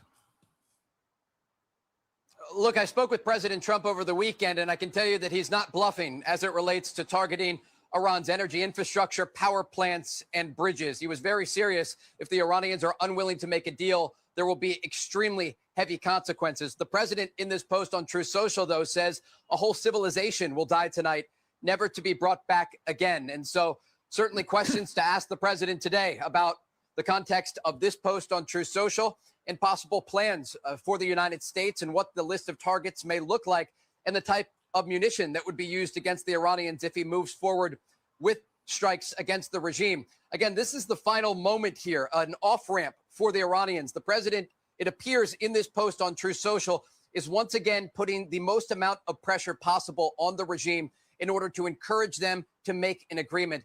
The sense that I got from the president is that he doesn't want to have to take this action, but he is willing to do it if the Iranians are still unwilling to make a good faith deal. I do want to just give you a little bit of additional information that I'm getting from Israeli sources about the energy program in Iran. A senior Israeli defense official telling me just now, the Islamic regime's greatest vulnerability is energy. They describe the energy system in Iran as the Achilles heel for the Islamic Republic because roughly 50% of Iran's GDP is based on their energy program. And this is part of the reason that the president is focusing his threats on the energy infrastructure inside of Iran. The president understands that when it comes to the Iranian regime, the two things that are keeping this regime afloat are their energy infrastructure that is used to funnel money to the IRGC and the weapons that are currently being used against U.S. forces and allies across the region, and the oil infrastructure. And as Fox can confirm, overnight, dozens of U.S. strikes targeted Kharg Island, where 90% of Iran's oil exports are located. This gives you a sense that the United States is looking once again to send a final message to the Iranian regime. The president on Truth Social just moments ago sending a final message to the Iranian regime. Yeah, he sure has. And certainly we're talking about an escalation of significance here. And as you point out, Trey, so succinctly, Iran is a one commodity economy. It's also tied to the global market. But when let's go back to this post we just got, because that is strong language, because many have wondered whether or not the power plants and bridges would have any military nexus or not. A military nexus would be a military target, but while a civilian one perhaps would not be. How do you read this post as it relates to whether or not this is confined to the military nexus or the entire country? And just to, again, for our viewers, just getting this breaking news, let us give it to you again. He says this: a whole civilization will die tonight, never to be brought back again. I don't want that to happen, but it probably will. However, now that we have complete and total regime change where different, smarter, and less radicalized minds prevail, maybe something revolutionary, wonderful can happen. Who knows? We will find out tonight, one of the most important moments in the long and complex history of the world. 47 years of extortion, corruption, and death will finally end. God bless the great people of Iran. Hey, Trey, also Iran is urging, this is what I had heard from another agency, a news agency earlier, urging their youth to gather as human shields and form these human chains around the power plants. Yeah, I saw those reports as well. If they do that, that is illegal under international law. You can't use human shields on the battlefield. But we should note here a few things as it relates to the president's post on Truth Social. What the president knows and what the public knows are two very different things. There are a lot of conversations and preparations going on behind the scenes. Even as we are talking right now, a very high-ranking source just sent me a screenshot of the president's post here and is typing right now. There is an understanding that both Israel and the United States, as Operation Epic Fury continues, are working side by side on an hourly basis to prepare a variety of contingency plans on the battlefield. And if we just step back for a moment, we're analyzing this post on Truth Social, but let's think about what's happened over the past 24 hours. The past 48 hours as well. You had B-2 bombers fly from the United States to Iranian territory and drop bunker buster bombs on the outskirts of Tehran, targeting senior commanders in an underground bunker. I am told just right now, a senior Israeli official confirming to Fox News that the Israelis have started strikes against Iranian rail infrastructure. Remember earlier today, the Israelis warned civilians to stay off the trains in Iran. They have started to target the bridges of the rail system in Iran as we speak. Additionally, you have these strikes overnight against Carg Island, the largest export facility in Iranian territory, accounting for around 90% of Iran's oil exports. And you have ongoing U.S. and Israeli strikes against Iranian military infrastructure. What we are looking at right now is a staging operation. The United States and Israel are preparing. If a deal is not made, there will be an increase in strikes against the Iranian regime. The president described it as Power Plant Day and Bridge Day to go after this critical infrastructure inside of Iran. But what's very interesting here, I spoke with a high-ranking source last night, and I asked what happens next if the president orders these strikes. And they said, again, this is the Achilles heel of the regime, targeting energy infrastructure.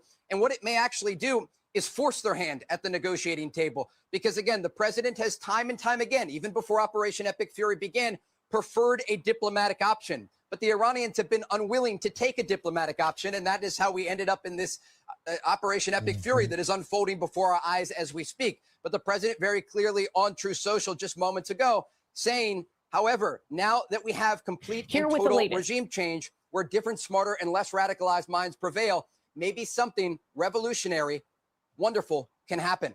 President looking to the future here and the possibility for the 90 million people that live inside of Iran. So, Trey, let's step back for a second and provide some context to the audience. And I know you have some similar sources as well. The president has had a host of options on the table. And although we have had superiority when it comes to the skies, and we have taken a lot of targets out, especially people that are within the leadership of the government, as well as the IRGC, terrorist cells within the country. There were other options that the president had initially that he did not target. And those are humans, as well as different sites, as the president has laid it out with those rails, as well as the energy and the power plants. He saved those because he hoped that there would be some deal. Are we hearing that now we are moving toward those areas? Because it seems like that post would suggest that. The short answer is yes. Having talked to the president in recent days, it appears if the Islamic Republic is unwilling to make a good faith deal, that everything is on the table for the United States. And you make a very important point. As this operation has developed, the United States and Israel have not only maintained control over the skies of Iran, but they've maintained targeting options. The Islamic Republic doesn't have the same ability as the United States and Israel have. And when we look at what's taking place right now, yesterday, the U.S. Secretary of War, Pete Hegseth, said something very important. He said yesterday was the largest bombing campaign since Operation Epic Fury began. And he said today will then be the largest bombing campaign since this operation began. This gives you a sense that each and every day, the United States and Israel are increasing the amount of munitions and bombs that they are dropping on the Islamic Republic, military targets, and officials there. On the other side, the Islamic regime is unable to keep up the amount of fire that they were able to launch in the early days of this war. And again, this speaks to the air superiority of the United States. So as the United States is increasing their targeting ability, the Iranian regime is decreasing theirs. They just simply cannot get off the amount of ballistic missiles, cruise missiles, and drones that they could launch in the early days. They still pose a threat to the region. This is not over, but we're looking at a crisscross pattern here. As the U.S. is getting stronger, the Iranians are getting weaker. All right. Trey Yanks, Live Force Intelligence. Well, I mean, we'll see if that's entirely true. Because it's a lot of things that are being said to us that, of course, a lot of things that are being said to us that, we are all curious if we're getting the full truth with this situation. But let us continue with our conversation. Here's the other thing, too. You got the likes of Marjorie Taylor Greene even now sitting here saying, yo, 25th Amendment. Take a look at this. After this post that he put up, of course, 25th Amendment. This is from Marjorie Taylor Greene herself. Not a single bomb has dropped on America. We cannot kill an entire civilization. This is evil and madness. This is coming from Marjorie Taylor Greene. Now, here's the thing. My issue with ex-MAGA is I always instantly side-eye their own specific agenda, because I feel like Trump is very polarizing, okay? Either you love him like crazy, or you hate him. And I feel like that's the same thing when he breaks up with somebody, when he's not friends with that person anymore. They feel some type of way to the point where they're like, no, F this dude. No matter what he does now, it is a terrible thing that he's doing. So when we hear someone like the likes of Marjorie Taylor Greene basically saying like, oh, he, invoked the 25th, he's terrible, I automatically side-eye it. Because she's no longer MAGA. What I'd like to hear is someone from MAGA actually say this.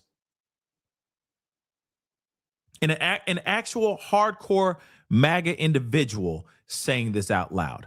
Because, she's excommunicato within MAGA. She's no longer in MAGA. She gone. She America First now. She's somewhere else. She's still Republican. She's still Marjorie Taylor Greene. Let's not forget that. She's still bat-ish crazy, okay? But on some real stuff,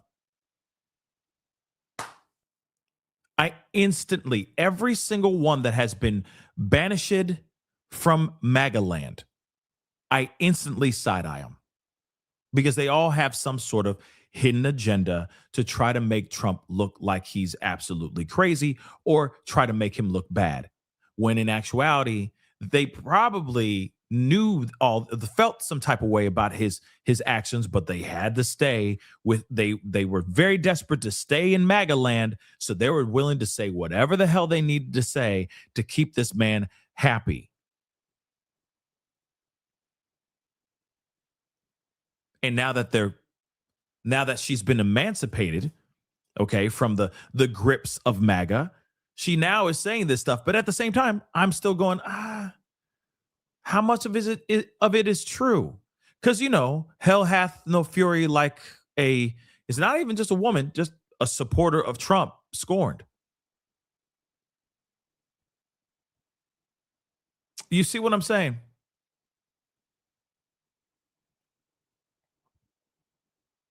So again, you hear stuff like this. Yeah, obviously it's a big deal when you hear the likes of someone like Marjorie Taylor Greene saying, yo, 25th Amendment, this dude's going crazy. He is turning into a mad king, right? As Candace Owens said in a tweet yesterday, right? Or an X post yesterday. But nonetheless, you instantly go, well, you are still Marjorie Taylor Greene, and I get it. The breakup was terrible. You might feel some type of way about this, so on and so forth. So therefore, we gonna just side-eye that. We gonna table it. But it is crazy. We agree. He is losing his mind, okay? And something needs to be done as soon as possible. In fact, you got others that are basically calling him a bloodthirsty mad dog. Okay? Take a look at this. So President Trump faces a momentous decision on a tight deadline to carry out his threat to obliterate Iran's infrastructure beginning at 8 p.m. Eastern Standard Time, or push his own deadline again to give negotiations a chance. You never know. Maybe there's a chance for negotiations. Maybe. All right. But let's continue on. Behind the scenes, Trump might be the most hawkish person in the top echelons of his administration on Iran, according to a U.S. source who spoke to him several times in recent days. The president is the most bloodthirsty, like a mad dog, another U.S. administration official said, downplaying stories that Defense Secretary Pete Hegseth or Secretary of State Marco Rubio were egging him on. Those guys sound like the doves compared to the president. What, the doves of peace? Those guys sound like the doves compared to the president. Trump has started sounding out advisors and confidants about the plan to strike power plants and bridges by asking them, what do you think of Infrastructure Day? Not Independence Day, Infrastructure Day. He's literally saying he has a title for it now. So again, this particular U.S. administration official is saying Trump is the bloodthirsty mad dog, not Pete Hegseth or Marco Rubio.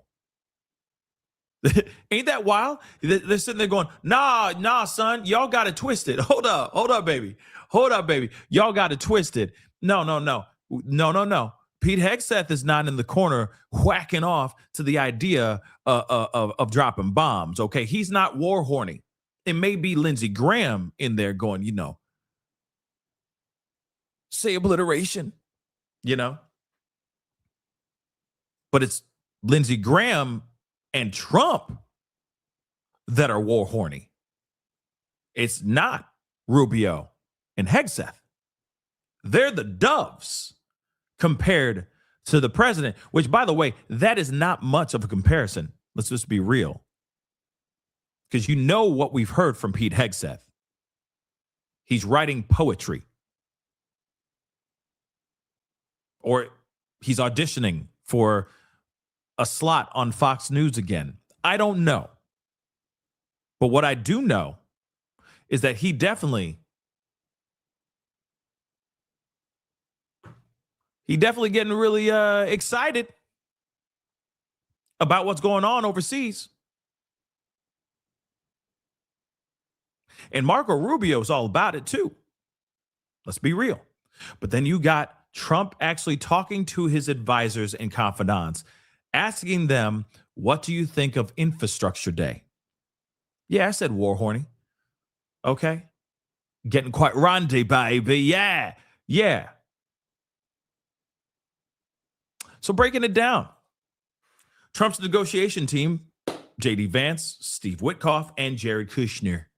Yeah, Jared Kushner, who has nothing to do with anything. His son-in-law. What the hell is his son-in-law doing anything with this situation? Mind you, what the F? Thinks that he should try to get a deal now, if possible. But what deal? What deal? Because right now, they're allegedly cutting off communications between America, like Iran has cut off negotiations with America. So what can we do?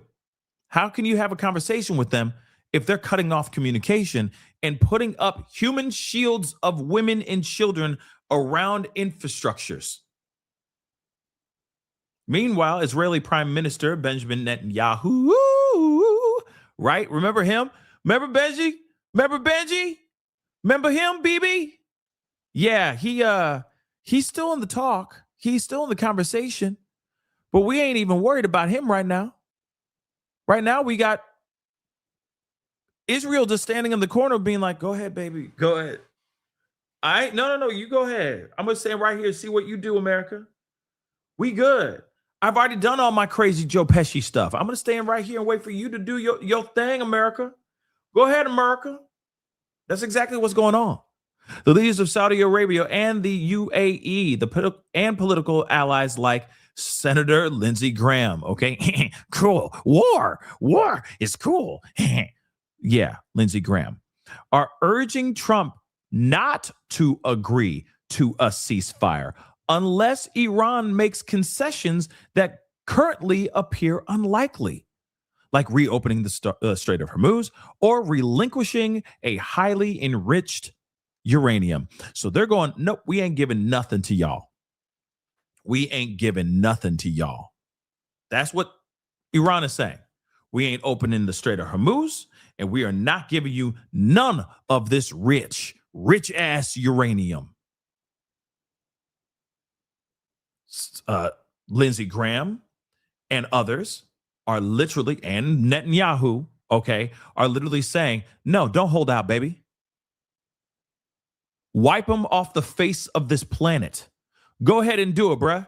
If they're not going to give us what we've been asking for, which is that uranium and opening up the Strait of Hormuz, go ahead. Wipe them off the face of this mother-loving planet. Go ahead, son. Do it. That's literally what they want to do. That's literally what, like I said, war horny Lindsey Graham wants to see happen.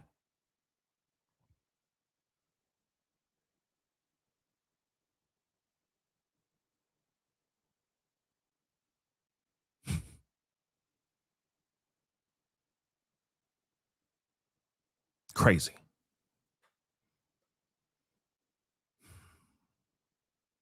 Well, the poll is pinned to the bottom of the chat now. I didn't know that they moved it, but it's at the bottom of the chat. It's still cooking.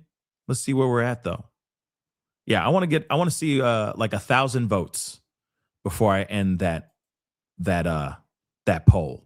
So go ahead, go to the poll. Let me know your thoughts about.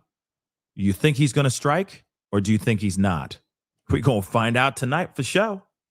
But we have plenty of hours between now and 8 p.m. Eastern Standard Time for some sort of negotiation to happen. And I'm hoping that that's the case. I really do. But is he going to taco, or is he going to drop bombs on infrastructures that now have women and children wrapping their bodies? They're wrapping around these infrastructures with human chains right now. This is crazy. The other side, Iran gave a 10-point response to current peace proposals on Monday. A U.S. official described it as a maximalist, but the White House saw it as a negotiating gambit, not a rejection. The mediators told the White House they're working with the Iranians on amendments and redrafting. They also cautioned that Iranian decision-making is very slow, so an extension of the deadline might be needed. Another mother-loving extension? I'm telling you right now, I feel that some people are going to be so mad. So many MAGA-based individuals that are like, yes, go in there, take the oil, let's get America rich as hell. Take what should be ours in the first place, like what Trump, I think, wants to do. I think he's going to go in, he's going to bomb, and then he's going to take over the oil. That's what I think. And then America will be rich, but we'll be a-holes. I almost cursed, but we'll be a-holes for doing that. And then we'll have another larger target on our backs for having control over all of that oil. You understand that, right? Sure, the potential of us being rich is massive, but it can also be detrimental for us as American people. It could blow up right in our faces. That's all I'm trying to say. So between the lines, Trump suggested the phlegmatic pace of Iranians' deliberations was holding back the talks during his press conference on Monday, noting that Iranian leaders can't communicate efficiently due to security concerns. He said Iranian leaders had to use children to pass notes back and forth. One source said Trump was alluding to the means by which Supreme Leader Mojtaba Khamenei has been communicating with the outside world by giving orders to his subordinates. Trump's advisors told the mediators the president needs to see positive indications from the Iranians to consider an extension. We're knee deep in negotiations. Anything can happen, one said. But again, I don't know. Can you keep putting deadlines? Can you keep pushing the deadline for something like this? Can you continue to do that? I'm telling you right now, when everybody and their mama is so freaking worried, everybody's tripping about this situation. Everybody's scared out their minds about what's going on, and about what's to come. It just doesn't make any sense to me that if he was to sit there and go, another deadline, we'll just extend it again. We'll just extend it again. I just don't see that happening. I truly, honestly don't see that happening. But because you know for a fact the people around him that are very much about this war, they're probably losing their doggone minds and probably pushing him to be like, do it right now. But we'll see what happens. Let's go over to Lawrence O'Donnell on the last word. The amendment was written. It was ratified in 1960. This is why the 25th Amendment was written. It was ratified in 1967, authorizing the vice president and a majority of the cabinet to remove the president from power when and if that president is unable to discharge the powers and duties of his office. The 25th Amendment was written for the day when the Democratic leader of the United States Senate could credibly say, quote, "The president is ranting like an unhinged madman," as he said yesterday.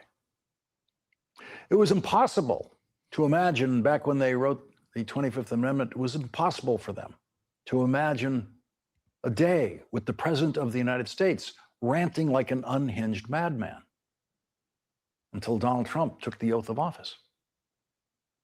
The 25th Amendment was written for the day when a former Republican member of Congress who voted for that Republican president 3 times would declare to the world, he has gone insane.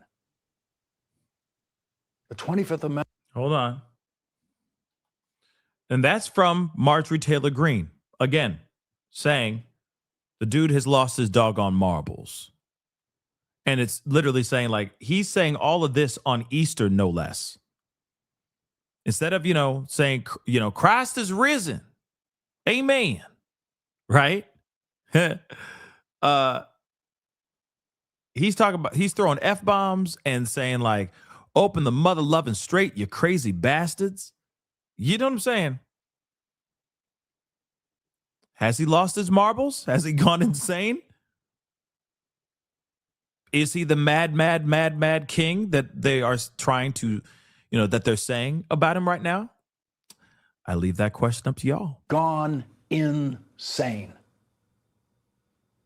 The 25th Amendment was written for yesterday at 8:03 a.m. That's what Donald Trump delivered his Easter greeting to the world that included a promise to commit war crimes on Tuesday night. The 25th Amendment was written for this.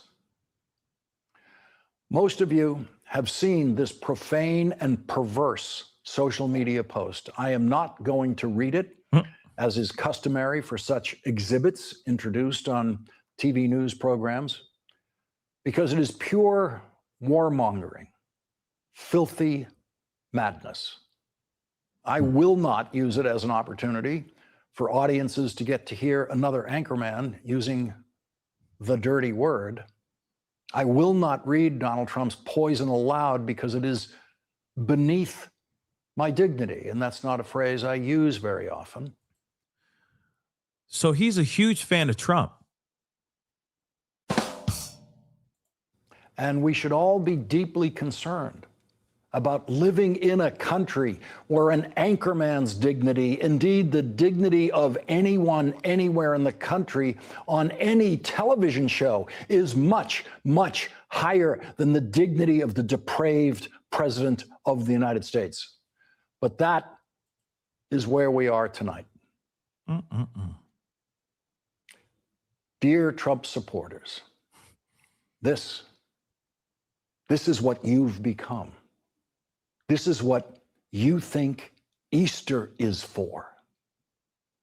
And I say Trump supporters to mean people who are still Trump supporters. If you woke up yesterday a Trump supporter and then you saw what Donald Trump said and you hated every word of it, welcome to the Enlightenment.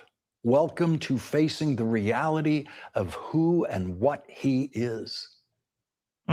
One consistent Trump voter who is no longer a Trump supporter, who broke with Donald Trump over his cover-up of the Epstein files, former Republican Congresswoman Marjorie Taylor Greene composed her thoughts about an hour and 40 minutes after Donald Trump's social media post. And I submit this to Trump supporters who have not yet seen Donald Trump in the light that Marjorie Taylor Greene now sees him in. She was very close to him. She was his friend, she thought. And I'm sure there are many important issues of disagreement that I could explore with Marjorie Taylor Greene, but no Republican issued a better, more focused, more thorough response to Donald Trump on Easter morning than Marjorie Taylor Greene. She raised every issue that Republicans claim to care about, especially Republicans who claim to be Christian. Marjorie Taylor Greene wrote, on Easter morning, this is what President Trump posted. Everyone in his administration that claims to be a Christian needs to fall on their knees and beg forgiveness from God and stop worshiping the president and intervene in Trump's madness. I know all of you and him, and he has gone insane, and all of you are complicit. Our president is not a Christian, and his words and actions should not be supported by Christians. Christians in the administration should be pursuing peace, urging the president to make peace, not escalating war that is hurting people. This is not what we promised the American people when they overwhelmingly voted in 2024. I know, I was there more than most. This is not making America great again. This is evil. Yo. It's crazy because I get it. You know, you may not see the forest through the trees in the beginning. And then as time goes on, you start to really, truly understand the kind of person you're dealing with, of the likes of maybe her. You know, she was very supportive of Trump in the very beginning. Trump could do no wrong. Remember, I mean, you know, she was all about that MAGA energy, if that makes any sense. She was all up about it. Remember? And then all of a sudden, it's almost like she just had a cup of coffee. And this is not being woke. This is just somebody waking the F up. Now, again, obviously I side-eye her no matter what, because of, you know, like I said, she was ousted. She was thrown under the bus. Trump turned on her. So, of course, anything he does is going to be bad no matter what. You know, he could be doing something nice for somebody and she's still going to be like, whatever. You see what I'm saying? So I instantly side-eye her no matter what. But she was a huge, big-time cheerleader of Trump. Huge, hardcore supporter. And the fact that she is sitting here saying the things that he is doing right now are not Christian. These are not Christian actions. What he's doing right now is wrong. And for those that are out here all just excited about this, right? And supportive of this situation, should be falling on their knees and begging God for forgiveness for supporting this type of action, this type of work, right? And I got to be real. I agree with her 100%. Remember, they are already trying to compare this to like a crusade or some sort of righteous action. You see what I'm saying? Which is absolutely insane to me. Absolutely insane. And wild. Okay. So,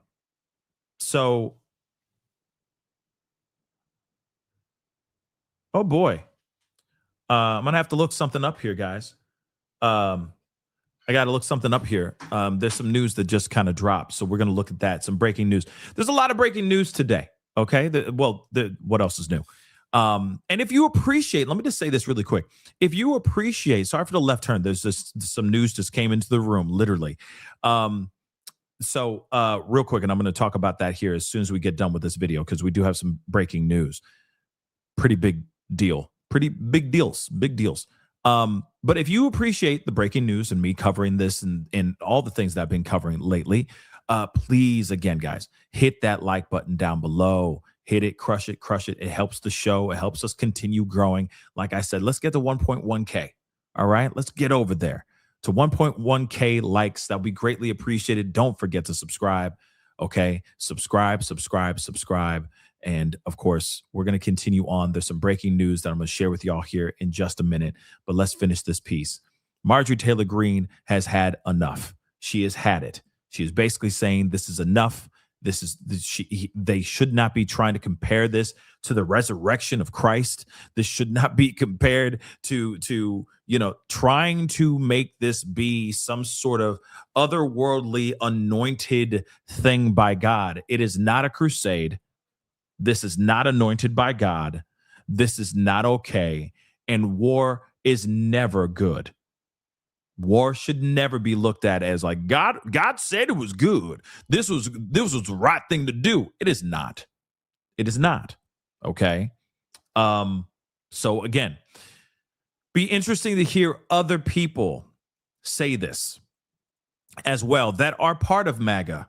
Okay, not just Democrats, not them Demis, and not the ones that have been banished from MAGA land. Remember that. This is evil. He has gone insane. Oh, wait a second. G the shocker. Stock trader. Let me tell you something. Oh, I know my Bible. Okay, like I said before, and it's Pascal, not Packle. But yeah, I know my Bible. Okay, Old Testament. God was crazy. Okay, that was a different God. He found anger management, or they found anger management. All right, in the New Testament, different person. All right, different God. Just so you know, they went through therapy. They found themselves, like they found God. Get it? They found themselves. All right. So, just so you know, I know my Bible. All right. I don't rock this chain with the Jesus piece on it just for show. Old Testament different than New Testament. Let me just keep that a bean with y'all. All right. So let us continue, shall we? Our president is not a Christian. There has never been the slightest evidence that Donald Trump is in any real sense a Christian. There's nothing religious about him. He never goes to church. He didn't go to church yesterday on Easter. There's never been the slightest evidence that Donald Trump comprehends any of the teachings of Jesus. He certainly never heard the part about turn the other cheek. Donald Trump announced today at the White House that they used 155 aircraft and hundreds of military personnel in that rescue mission to save that one colonel who ejected from the back seat of an F-15 that the Iranians shot down on Friday when Donald Trump had said the Iranians couldn't possibly do that. Donald Trump said they had no military air defenses in Iran. And they humiliated Donald Trump by proving him wrong, by shooting down his planes, shooting down 2 of his planes. The pilot of that plane was rescued within hours of the shoot down. The still unnamed, seriously injured colonel had to hide for 48 hours before the rescue team could find him and save him without losing any other military personnel in that very risky mission. They did lose 2 rescue planes worth $100 million each that they had to leave behind in Iran and destroy as they were leaving. And today, at the White House, that brilliant rescue was described by the Secretary of Defense and by General Dan Kane, the chairman of the Joint Chiefs of Staff, as a long-standing American military rule of never leaving anyone behind. We leave no man behind. That is, of course, the old school version of the idea back when only men flew American military planes. General Dan Kane, the chairman of the Joint Chiefs of Staff, put it this way. We leave no one behind. It is interesting because I heard him say that too. I heard him say that same doggone thing, and I was wondering the same thing. You know what I mean? 1 second, guys. The general knows, unlike Pete Hegseth, that could have been a woman they were trying to rescue, and it might be a woman the next time. But this 21st century notion that we leave no one behind ignores the 120,000 prisoners of war held by German and Japanese forces in World War II for years who were left behind.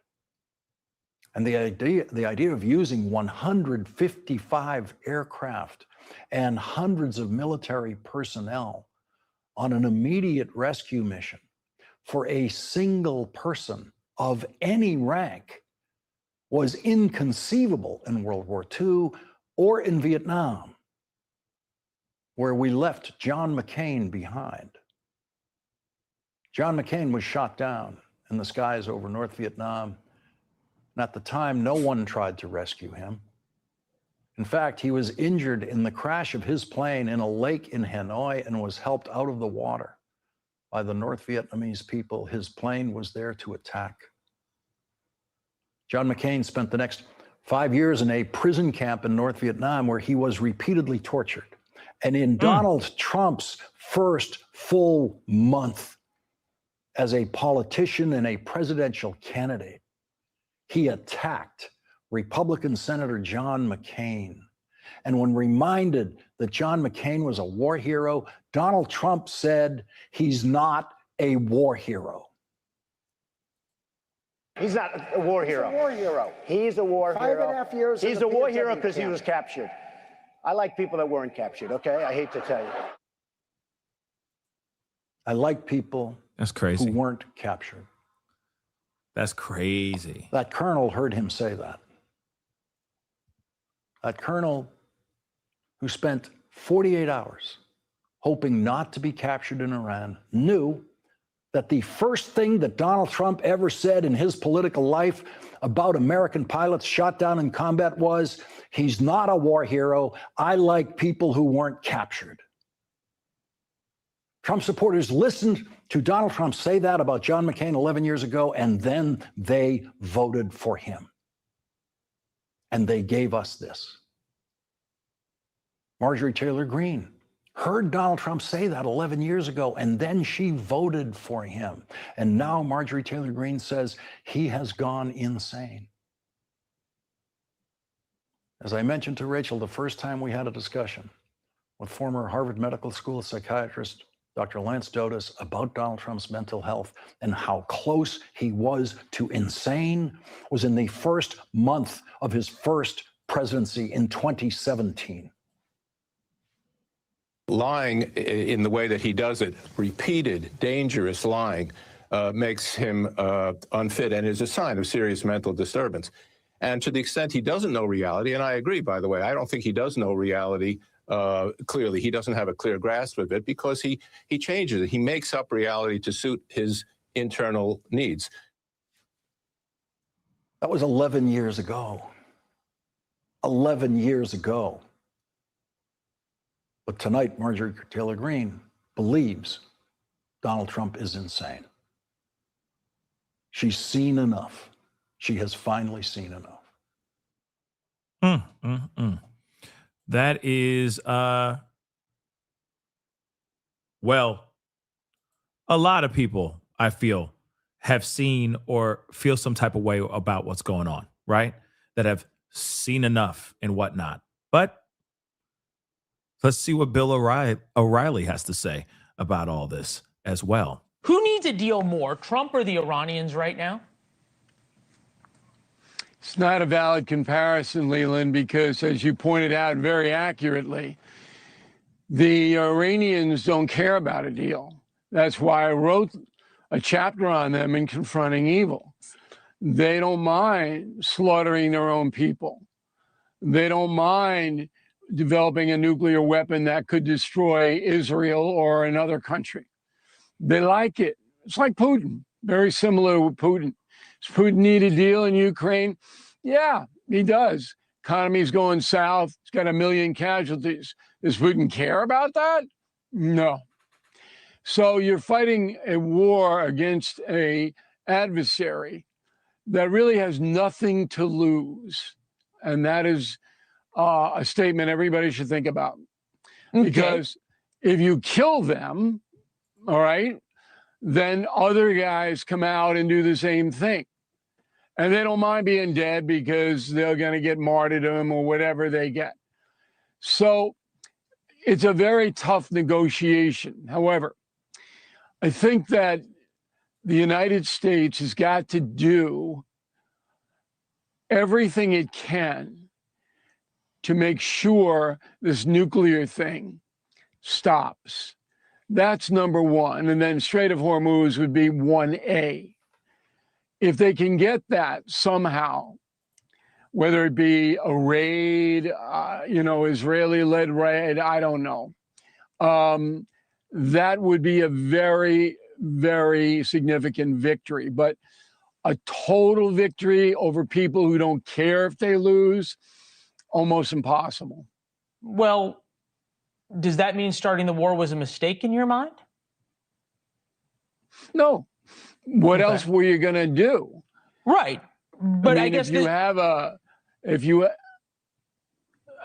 country on the verge of having a nuclear weapon and the country says we're going to develop it, we don't care what you do, which has borne out to be true. Absolutely. Okay? It's borne out. So why What do would you we do? think they would make a deal now and live up to it when every deal they've had they've cheated on, and we're making a deal with people, as you point out, who have nothing to lose? That doesn't seem like the kind of people you want to make a deal with. What's the alternative, Leland? Well, the alternative is what I laid out, which is setting the groundwork for a popular revolution, which is what Trump said the day he announced the war starting. Why has he backed off from that? Look, the odds of a popular revolution in a country of 93 million, when you have 200,000 troops going to shoot you in the head, are infinitesimal. I mean, talk about an unrealistic expectation. So what President Trump laid out is this. We've tried to bribe them, a la Barack Obama. We've tried to decapitate their leadership, which we did. We've tried pretty much everything. Now, I don't object to arming and funding dissenters within Iran, but do you really have a lot of confidence that would work? This is what President Trump talked about on day one of the war. He said the time is going to come for the Iranians to stand up. It was he who had all the confidence. Okay, but that's theoretical. So was he being? That was theoretical was he being unrealistic? No, he was being theoretical. He said, well, we're going to soften them up. We're going to take out their high command, which the Americans and Israelis did, and we're going to make life very unbearable for these people to govern. And hopefully then after that, the Iranian people will rise up and throw them out. So that could still happen. But when you're dealing with guys who don't care whether they live or die, it makes it exceedingly difficult for it to happen. Right. We already knew that, though, right? We already knew that these I don't know if we knew the extent. Really? I don't know. No, because I had a conversation with President Trump, had to be a month ago, where we discussed a deal, a framework of a deal. And he believed that if we gave Iran enough economic assurances to rebuild their country, they might go for it, because all they're giving up is the right to have a nuclear weapon. That's it. Right, but they're That's not. They all will they're never do giving that. up. That's like asking you or I to give up Well, oxygen. you had to try. You had to try. Oh, okay. But and on that note, and this is important for News Nation viewers, are you for letting Iran have a nuclear weapon? The New York Times seems to be for it. MS seems to be for it. Is that a rhetorical question? All of NATO seems to be for it. No. I mean, the Pope seems to be for it. All of these people seem to favor Iran having a nuclear weapon. Why else would they object? Well, this isn't, though, about what NATO or the Pope is doing. This is about how the President of the United States is going to do and carry out the policies that he's stated. And I think what you're setting up, Bill, is a position where he has no good options. As you pointed out, the Iranians have him over a barrel when it comes to oil prices, and there's no way to force them to make a deal. There is a way to force them to make a deal, and that's to bomb the infrastructure that the president talked about today.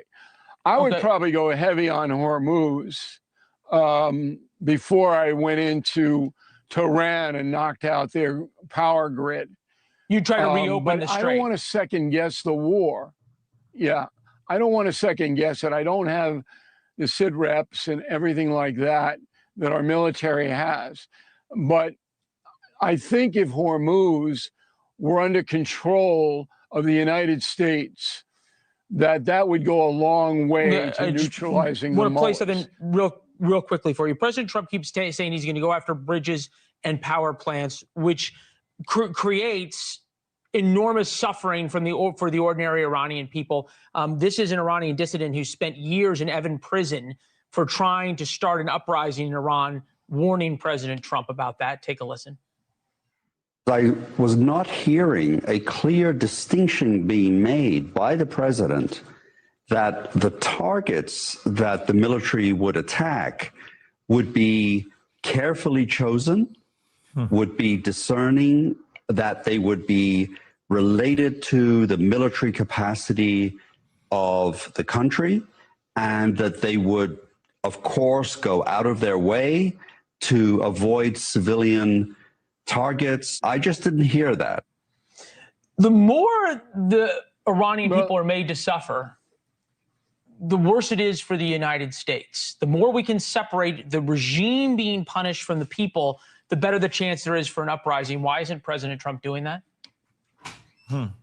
Because he doesn't know what the cause and effect is going to be. So if you bomb the country back to the Stone Age, then the country may say, we got to do something with these mullahs. It's very, very possible. I mean, General Grant waged this kind of warfare in a civil war. We dropped the bombs on Hiroshima and Nagasaki and firebombed Dresden. None of those people, none of them, all right, rose up against the United States. They all capitulated. Right. None of them were fundamentalist Muslim regimes. But look, your point's made. I hear you. And I'm not saying, but it's not fair to second guess how to wage the war when you've tried just about everything. Interesting. What do you think, guys? What do you think on that? Because again, have they tried everything truly? Have they tried everything truly? Have they? Okay. Todd Blanche is giving a presser about something. Pam, thank you so much on Facebook. Really? Let's see what he's doing. Hold on. I mean, he is now taking over. Pam Bondi's spot. So we could take a look at it for a second. If it's the doctor, if it's the hospital organization itself, fine. If it's the families of the patient, fine. Real quick, just a quick detour. Behind you, sorry. Thank you. How will you lead this department differently than your predecessor, Attorney General Bondi? Have you had any discussions with the president about what he wants you to do differently? So I will never talk about any communications I have with President Trump. How I will lead differently. I'm not comparing myself to Attorney General Bondi. I'm going to lead the way that I've been leading as the Deputy Attorney General, which is a job that requires obviously the same type of leadership I need to have now. So, question on fraud, real quick. I know this position was created differently, this AAG for fraud by the White House. Will the prosecutors working in this newly created section, will they have a different chain of command? Will they be reporting to the White House or to the Department of Justice? No. I mean, the Department of Justice prosecutors and support staff that are in the new division are going to report to this man right here, and then this man reports to the Deputy Attorney General and the Attorney General. So that's the way that every prosecution and prosecutor in this country works and will continue to work. Okay. I mean, he's literally taking over Pam Bondi's spot. He is the interim head of the DOJ now. So of course, he's taking questions. He's gonna, he's taking the slot, taking that job for now until otherwise, right? Now here's something else too. We got to get back into the conversation. Here's the other thing too. Alex Jones is now calling for the 25th Amendment. Real talk. Alex Jones, of all people, that guy, gay frogs. Okay. The dude who looks like, he's mainlining whiskey and doing lines of yayo. Okay. That same Alex Jones is now, he himself is now flipping the script. And now is sitting here saying he needs to go, which is wild. So we got to take a look at this too. How do we 25th Amendment his ass? Hey. The problem is to get the 25th Amendment is harder than impeachment. You have to get 2/3 of the House and 2/3 of the Senate. So what do we do? Tackle Trump and let him pretend he's president and publicly report that he's going through a health issue and Vance take over. It literally needs to be something like that. It's that bad. Wild, right? Holy cow. Alex Jones, of all people, is now sitting here saying, homeboy needs to go. He needs to be out. Enough already. Kick rocks, Alex, Trump. Time for you to go. Yeah. Now we got that going on. Which is crazy. Here's another thing that I want to share with y'all too. So it says, wow, veterans are not impressed by Trump's or Hegseth's remarks on the war. So Air Force vet and post commander said, it's a war crime. How do you win a war by destroying a country? Damn good question. Let's take a look at this. You're an Air Force vet. You told me you voted for President Trump 3 times. I did. What do you make of the press conference that we just watched and the details that we learned about this rescue mission? I really didn't learn a whole lot more than I already knew. They threw out some numbers, which I didn't know about, but other than real details as to how this came about, I didn't really learn a whole lot. And Ed, you told me that if you were a reporter in that press conference, you would want to know what the goal of this war is. Did you get any light on that question? No. No, I did not. Ed, thank you so much. And I also want to introduce you to Rick Shemek. Rick is an Air Force vet as well. He's also the commander here. Rick, we heard President Trump being asked about blowing up civilian infrastructure, the bridges and the power plants, and he argued that's not a war crime. I mean, what do you make of President Trump's rhetoric on that issue? Do you think that is the way the commander-in-chief should be conducting himself in this war? I'm totally against it. It's a war crime. I mean, how do you win a war by destroying the country? It's just, he even said it. It would take years to rebuild the infrastructure that he wants to blow up tomorrow.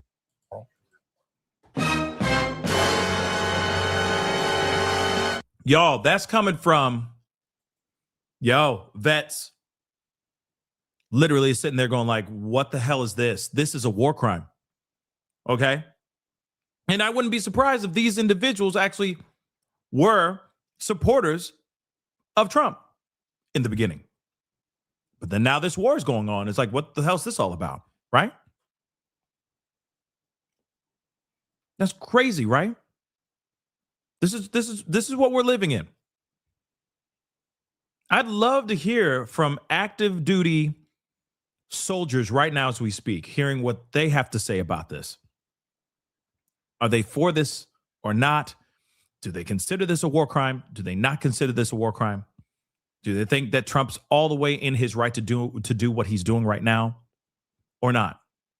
But we're hearing from veterans who have already done their part in protecting and risking their lives for this country. And they're even saying, yo, this doesn't make any sense. Like, we lost the plot. Or not we, but Trump has lost the plot. Remember, the very beginning of the show, Operation Epic Fury, it was about regime change. And now it's something completely different. So there you have it. So let's hope they negotiate and this never happens.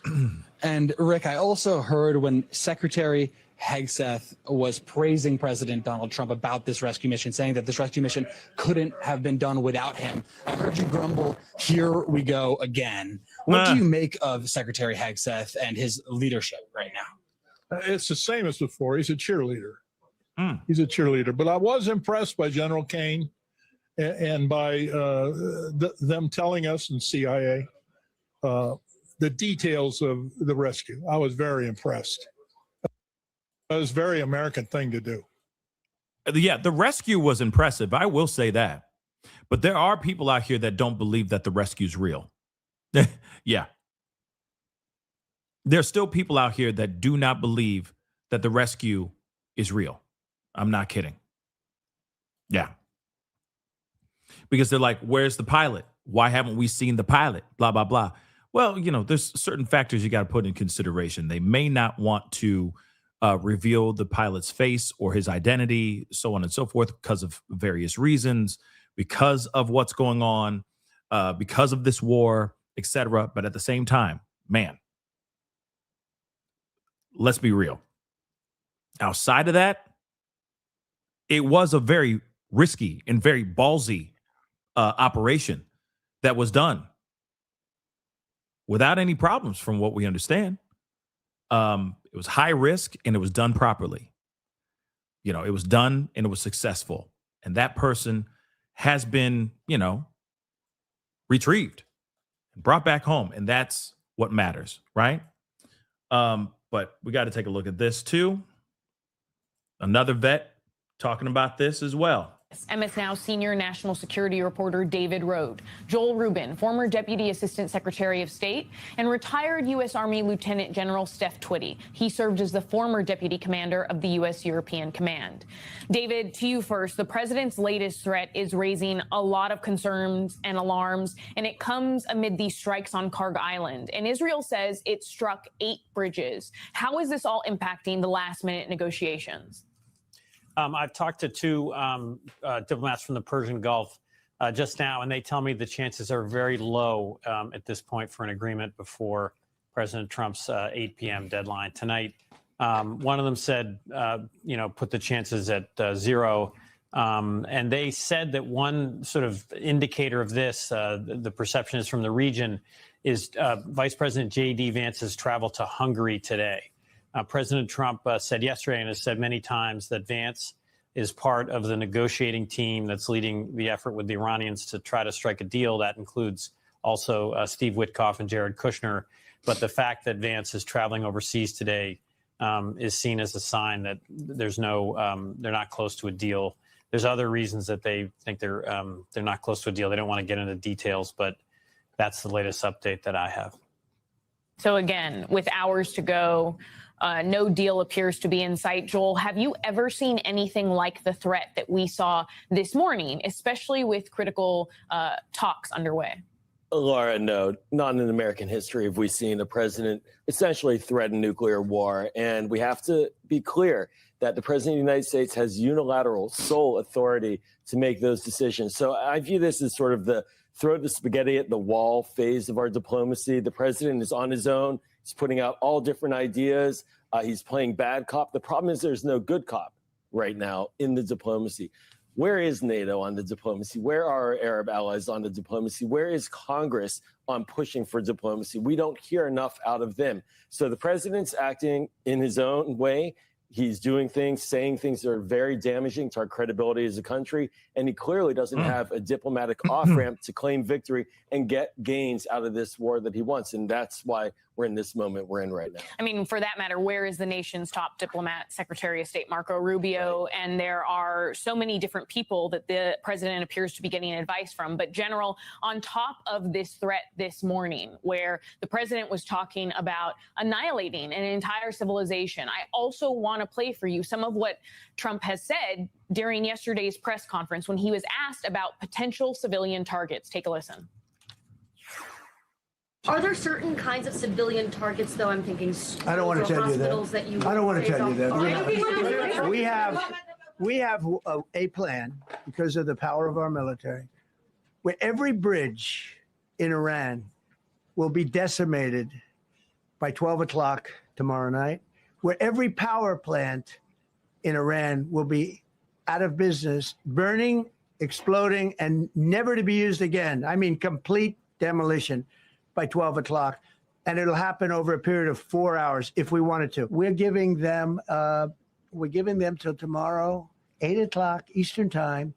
And after that, they're going to have no bridges. They're going to have no power plants. Stone Ages, yeah. Stone Ages. General Twitty, back in November, 6 Democratic lawmakers with military and intelligence backgrounds urged service members to refuse illegal orders. With what we're hearing from the president, could all of that rise to this level of service members needing to refuse an illegal order? Yeah, as you know, we're in a difficult situation right now, and this is interesting. I served in the Army 40 years, and I have not been in a predicament like this, or was not in a particular predicament like this. So this will be interesting to see where we go here. I'm sure that the lawyers out there from the National Security Council all the way down to the unit level are trying to tie the infrastructure, the bridges, the power, the facilities, everything, try and tie that to military operations inside Iran. In other words, if Iran uses the bridges for troop movement, then it's a legitimate target. There are legitimate targets out there that could be bridges and electricity facilities, water plants, and so forth. But the way I'm hearing this play out, we're talking about across the entire country, and I'm not so sure that all those facilities would be legal targets. Joel, to the general's point, though, when it comes to a National Security Council or people advising the president, there is no normal infrastructure that used to exist in prior administrations. And we have no indication that Congress or any international body is going to hold the president accountable if he does strike civilian infrastructure. There's this new report in the Wall Street Journal detailing the frustrations other nations have with what they're calling an erratic United States. So what kind of position does this put our allies in? Yeah, Laura, look, there is no accountability mechanism right now. There is one, it's called the U.S. Congress. There is one called the elections, but the timeline for those, the clock doesn't run at the same time as this war. So for our allies, they're very concerned and frustrated. They need to step in.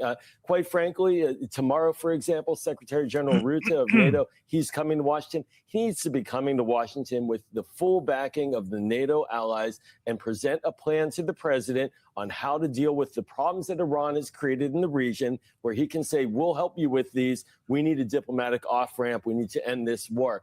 Absent that, there's no formal legal mechanism that's going to somehow force the president into a different policy. This is where our allies need to show that they are allies to the American people, not just the American military when they need our help. Yeah, well, that's the thing. Something needs to be figured out, right? Something needs to be figured out within the next 6.5 hours. Within the next 6.5 hours, a miracle has to happen. A bloody miracle has to happen, y'all, within the next 6.5 hours. Because right now, Trump is still saying, he's still doubling down. He's still, quadrupling down, whatever. He's saying it's going to happen. This thing is going to happen. We got a video I'm going to share with y'all here in a second. He is saying, no matter which way we look at it, whether we like it or not, what he said he's going to do is going to happen. Unless some miracle actually transpires. It's stunning that there seems to be nothing that can potentially stop this. And what's interesting is what she just said it is true as well. There is nothing right now. There are no allies. There is NATO, etc. No one can do anything to stop him from doing this. Do you understand that? You really think that he's going to listen to the likes of NATO now? If they come in and be like, oh, yeah, we're going to do this, this, and this. Let's figure it out, Trump. Come on, Donald. Do you really think that they're going to listen to that? He's going to listen to that? Hell no. Because he's going to sit there and go, what happened at the time when I needed your help? I needed your help to open up the Strait of Hormuz. And what did you do? What did you do? You did nothing. You did absolutely nothing. So again, when you hear all that, I mean, you really think he's going to turn to them and go, okay, let's figure it out. Yeah, no, I'm fine. I'm woosahing. I'm using the pressure points. Yes, woosah, baby. No, he's not going to. He's not going to listen to them at all. There were opportunities for them to stop, to step in and maybe do something before. And now it sounds like we're at the point of no return. 6.5 hours from now, ish is going to hit the fan. And like I said, it doesn't sound like, it's not like Macron can be like, Donald, my friend, mon ami, sit down, let's talk. Let's talk about this. They're not going to do that. It's not going to happen. Doesn't matter. We are absolutely screwed in this situation. You understand, right? Iran, most importantly, is screwed in this situation. Okay? Very concerned about the outcome here, guys. David, in the midst of all of this, the Iranian regime has called for human chains around power plants. The Iranian president claims he and 14 million other people have offered to sacrifice their lives in this war. What does this tell you about the mindset of the regime? I think it shows the regimes, the president himself, that they are determined to resist this. They're trying to sort of out-bluff Trump's bluffing. The real concern here is just that the president of the United States, no president I've known has ever threatened to, destroy an entire civilization. And that's what's so unusual about this. And I agree with General Twitty. The American military is being put in a terrible position. There are lawyers who have to approve each of these strikes. My fear is they present the president with a list, close to 8 o'clock tonight. And he's like, no, I want more targets. Hold on. I'm going to roll that back for a second. But I do have a question. It just popped in my head. I don't know why I didn't think about this earlier, but what about Hiroshima or Hiroshima? Remember what happened? Just straight up nuked. Right? Didn't the U.S. do that?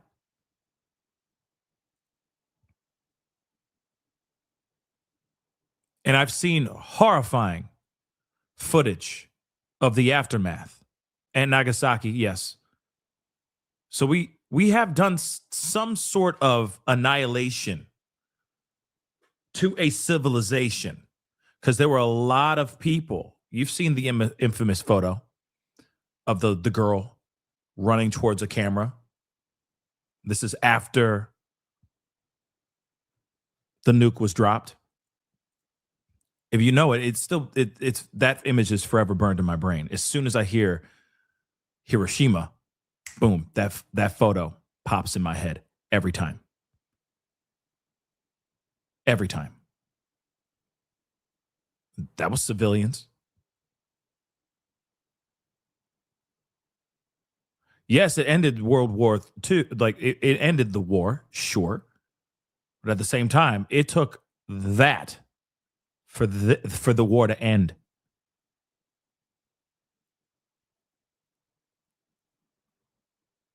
Oh, that was Vietnam. You're right. My bad.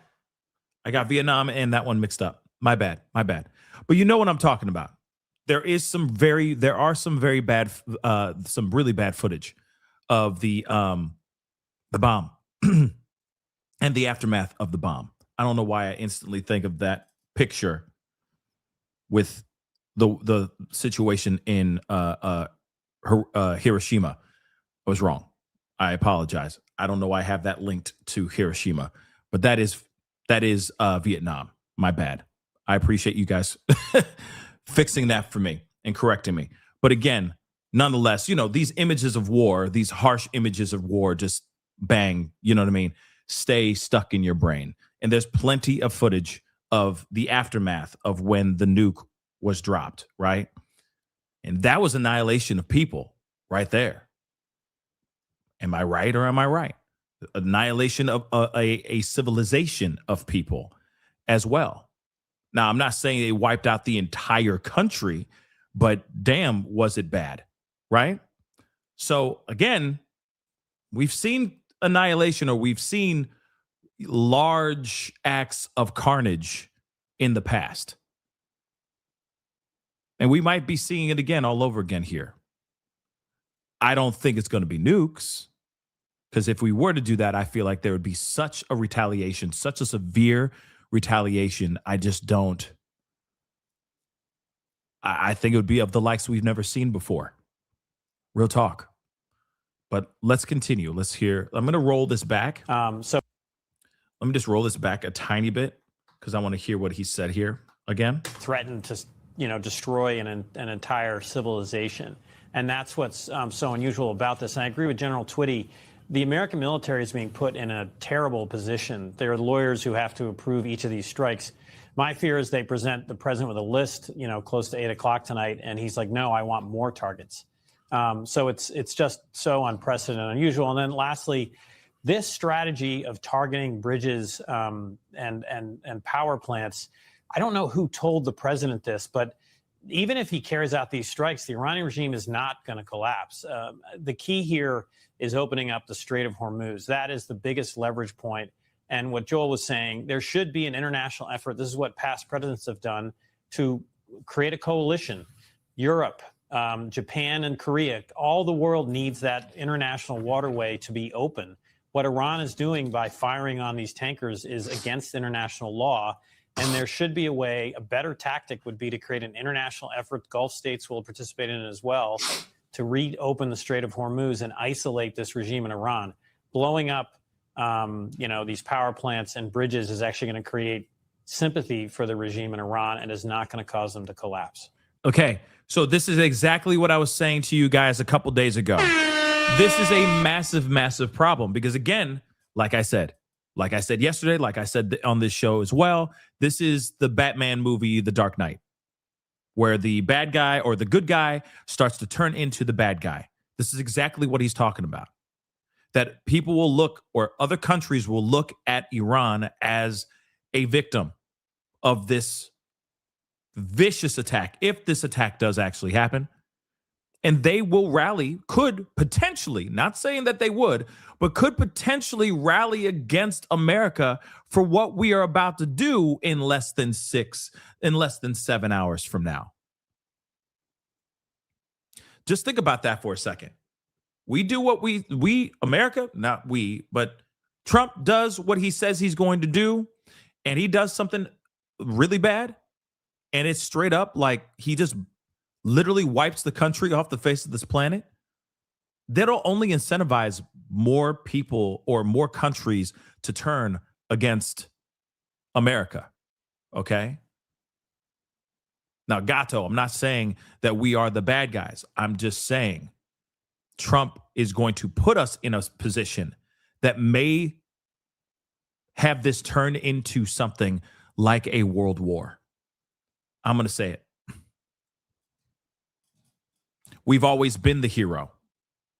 We have always been the good guy.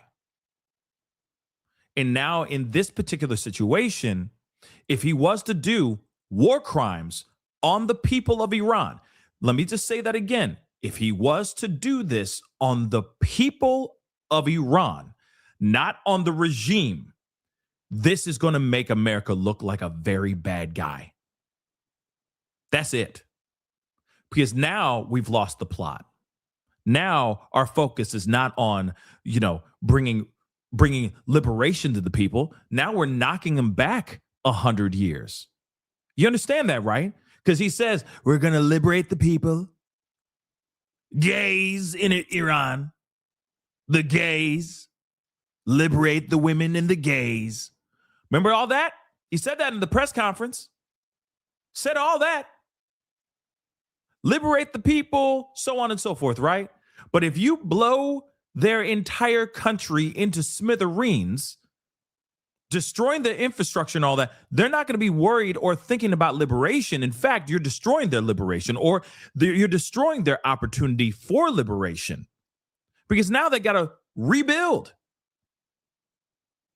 You're setting them all the way back. You're screwing them over tremendously.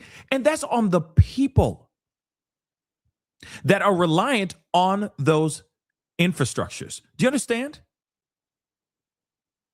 So yes, America will look like the butthole. We will look like the jerk-offs. Do you understand? We're looking very bad. We've already been looking very bad since the very beginning of this. But we're hiding behind the whole liberation of Iran. The gays, the women, liberating the women and the gays. Okay, if you're doing that, then focus on the regime, not on the actual people that live and thrive in that country. If you wipe that country off the face of the planet, how are you liberating the women's and the gays?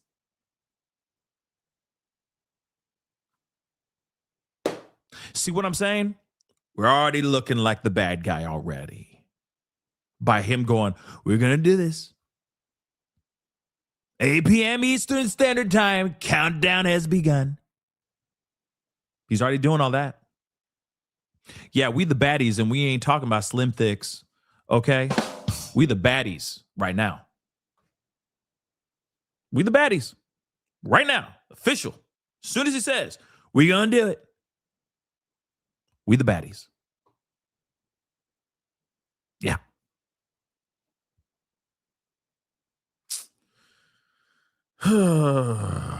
It's a terrible, terrible situation to be in. Okay. See, like, okay, Katie, you know what? Here's the thing. Whoa. Okay. Here's the thing. Okay. She says, Pascal, we've always been the bad guys to some degree. We just don't have the allies now. I don't think we've always been the bad guys to some, I don't think we've always been the bad guy to some degree. I think that there's been wars or battles that we have jumped into to help people, to help those other countries, so on and so forth. Yes, in this particular situation, we are looking like the bad guys. We are definitely looking like the bad guys, absolutely 110%. But it doesn't even matter if we had allies or not. I would still say, no matter what, we threw the first punch. So we can't even turn around and go, well, they started it. I mean, we threw the first punch this time. This time. I'm not talking about before. I'm talking about this particular battle that we're in the middle of, that he calls an operation, right? This war that we're actually in, that he calls an operation. We threw the first punch. We most definitely did. And then our allies were like, nah. You know what I'm saying? Like, no, I was just enjoying my beer, watching the game, and then your crazy ass decided to start a bar fight. No, I'm going to finish my beer. This is imported. Do you understand how expensive this beer is? This is important. I wanted it imported. I wanted to enjoy this beer. I didn't want to fight this fight. The hell are you talking about? Now you're trying to get the bouncer involved and the bartender, and they all chilling. They're like, yo, this is beyond my pay grade. That's literally what we're seeing in real time, or what we have seen in real time. They want nothing to do with this. Like, and America is turning around, or Trump is going, y'all have my back though, right? You saw what he said to me, right?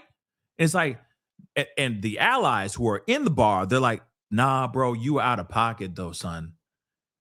Yeah, bro, you out of pocket, son. You're gonna have to fix that yourself, bruh. Yeah, we can't swoop in and help you out, son. Sorry, bro. That's literally what we're seeing right now. And Trump is looking around the bar and everyone's looking at him like he's crazy. But in his mind, he's thinking that what he's doing is right. But he's probably so drunk that he doesn't really honestly fully understand or know what the premise of him starting the fight was all about. That's literally what we're seeing. But as things develop, he's like, no, oh, see? They have long-range missiles, longer than we knew before. So now other allies, see, you should be worried too. We helped you out. We're protecting you now. It's like, that was not the plot before, son. That was not part of the plot in the very beginning of this fight. So no, son, we gonna stand right here. We're gonna finish our beers. We're going to go to the next bar. Okay, we're going to close our tab. We're going to the next bar, man. You handle whatever you need to handle in here. You call us when you're done. Okay? In fact, call us when it's all done. Call us the next day, in a few days, when it's all over, when the dust has settled. Then call us. Then we'll make some deals. But we're going to go over here and do our thing. Okay? That's what we're going to do. And that's literally what's going on right now. And then Trump's angry, calling them all out, saying they're weak. They won't come in and do anything, blah, blah, blah. Paper tigers, calling the NATO paper tigers as well. So again, you know, name calling your allies is not going to make them go, well, I'm offended, guys. Send more troops for Trump. I can't believe he called me a paper what? They're not going to do that. They're going to sit back and they're going to let the thing go. With little Joe Pesci, Israel in the corner. You see what I'm saying? This is Trump's bed that he made. He might as well lay in it, right? Crazy. General, as we mentioned, we're now less than 9 hours away from the president's deadline. So what kind of plans is the Pentagon likely making? What kind of scenarios are you watching for? And do you think that the president is actually listening to the military lawyers that David was just referring to? Yeah, well, first of all, I would say we're at a point where, and I have opposed this since the beginning of the war, but when it comes to options, there are more options out there than just blowing up plants and so forth. I would much rather see U.S. ground troops introduced into this fight to be able to go in, fight, retain land, destroy the IRGC and other tasks than to see us kill innocent civilians.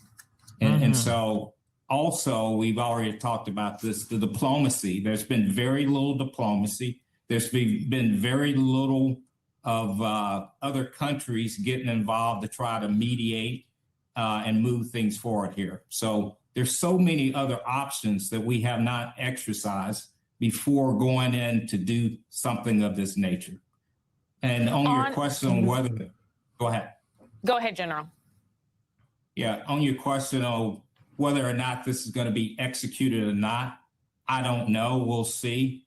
It is my hope that the generals stand forward and say, look, if we're going after civilian targets, then, you know, put your stars on the line, because the last thing you want to do is live the rest of your life knowing that you kill innocent civilians. Let me just say this. That's a good point. Where are the generals at?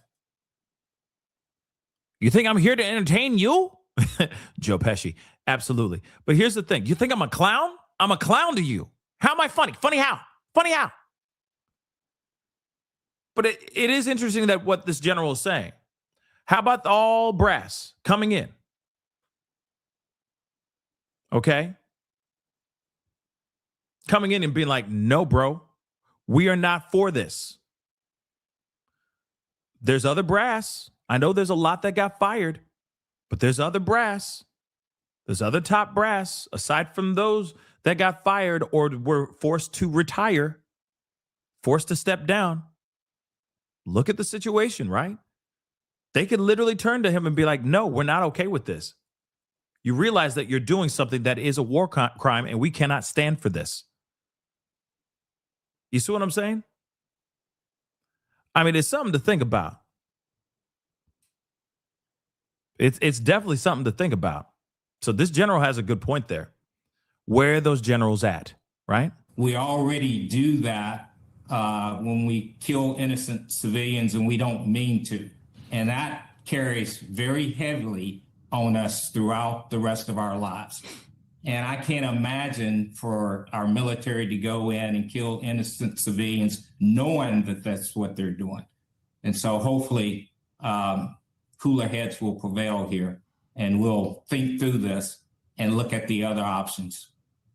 If cooler heads don't prevail, Joel, I just want to go back to the accountability question for this last moment, because the war is changing some of the policies that our allies are implementing. You know, the war is not popular in a number of their countries, and so they're responding to that because their populations, their voters don't necessarily support this. When it comes to Spain, they've already closed their airspace to U.S. aircraft involved in the Iran war. So what do you see as the long-term impact here when it comes to our allies? Well, you know, Laura, America is safer and stronger when we have our allies. And we've been safe since 1945, generally speaking, because of those alliances, in particular with NATO.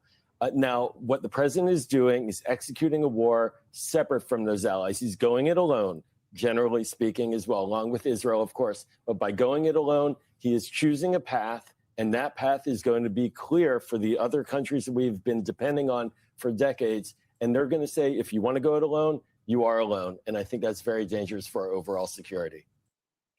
That is most definitely a very big concern for overall security, for sure. That is without question a concern for all of us, because how is the rest of the world going to react to such a moment of carnage? I think that's something that's a really big deal. Here's something from Fox, and I know it's like, oh my God, Fox. But here it is. It's important because it says here from Breaking 911, they just posted this a little bit ago. They said from Brett Bayer, okay, or Bayer. I don't know how you say his last name. But anyway, he said, I just got off the phone with the president. He called. He said 8 p.m. is happening. If we get to that point, there is going to be an attack like they have not seen. He's sticking to that at this point. So nothing's changing. He is still gung-ho about dropping bombs and completely wiping civilization off the face of Iran's face of the planet for Iran. But I just got off the phone with the president, and he called, and I said, listen, if you were to put odds on it, what were the odds that this is going to end up being a negotiated deal? He said he wasn't going to put odds on it, but he said 8 p.m. is happening. That's what he said. He said it is, if we get to that point, there is going to be an attack like they have not seen. Now, he's sticking to that at this point. Now, he said if negotiations move forward today and there is something concrete, that could change. But at this hour, he didn't want to put odds on it, but he said it is moving forward with the plans that we have. That's a huge deal And obviously, we all think that it's a thing that he's putting out there to say, don't do this. He says he doesn't want to do it, but he is at this hour sticking to it and saying it might be likely if they don't come to the table. Okay, hold on. Excuse me. Hold on. We got to repeat that last part again, because that sounds... What? This hour, he didn't want to put odds on it, but he said it is moving forward with the plans that we have. That's a huge deal. And obviously, we all think that it's a thing that he's putting out there to say, don't do this. He says he doesn't want to do it, but he is at this hour sticking to it and saying it might be likely if they don't come to the table. So if you don't want to do it, then don't do it, baby. If you don't want to do it, then don't do it, baby. If you don't want to do it, then don't do it, baby. In fact, don't even say it, baby. Repeating that again. But I just got off the phone with the president, and he called, and I said, listen, if you were to put odds on it, what were the odds that this is going to end up being a negotiated deal? He said he wasn't going to put odds on it, but he said 8 p.m. is happening. That's what he said. He said, it is, if we get to that point, there is going to be an attack like they have not seen. Now, he's sticking to that at this point. Now, he said if negotiations move forward today and there is something concrete, that could change.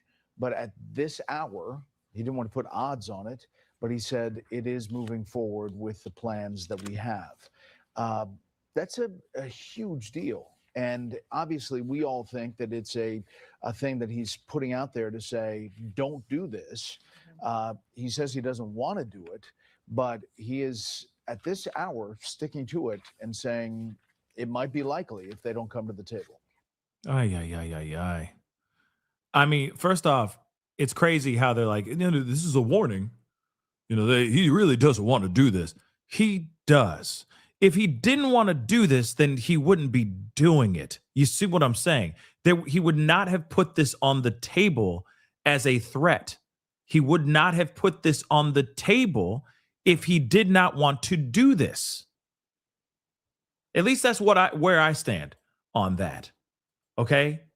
This is very bad. Very, very bad. But let's not forget, you got the likes of Pete Hegseth out here trying to compare all this stuff to the resurrection of Jesus. Okay? That said. And so the defense secretary is up there yesterday. He's comparing the Easter rescue of this downed U.S. airman over Iran to the resurrection of Jesus Christ. And his account of the rescue operation, he draw parallels between the airman's ordeal and the account of Christ's death and the resurrection given in the Bible. You can watch it right now. One downed airman evaded capture for more than a day, scaling rugged ridges while hunted by the enemy. When he was finally able to activate his emergency transponder, his first message was simple and it was powerful. He sent a message, God is good. Shot down on a Friday, Good Friday, hidden in a cave, a crevice, all of Saturday, and rescued on Sunday. Flown out of Iran as the sun was rising on Easter Sunday. A pilot reborn, all home and accounted for, a nation rejoicing. A pilot reborn. I mean, we heard all that yesterday, but yeah, he said that. He said that. He said that. Yet they're now saying that Trump is the absolute madman. Trump is the absolute madman. And that Pete Hegseth and Marco Rubio are just chilling. They just chilling in the cut. In fact, somebody just said something in the chat, and that's a very good point. Derek, you got a very good point right there. Absolutely. He delayed it 4 different times. You're absolutely right. So again, yes, maybe he really doesn't want to do this, but at the same time, now he's at that place where, you know, he kind of has to nut up or shut up. He kind of painted himself in this situation. And again, let me say this too. He didn't have to put this ultimatum on the chopping block in the first doggone place. You see what I'm saying?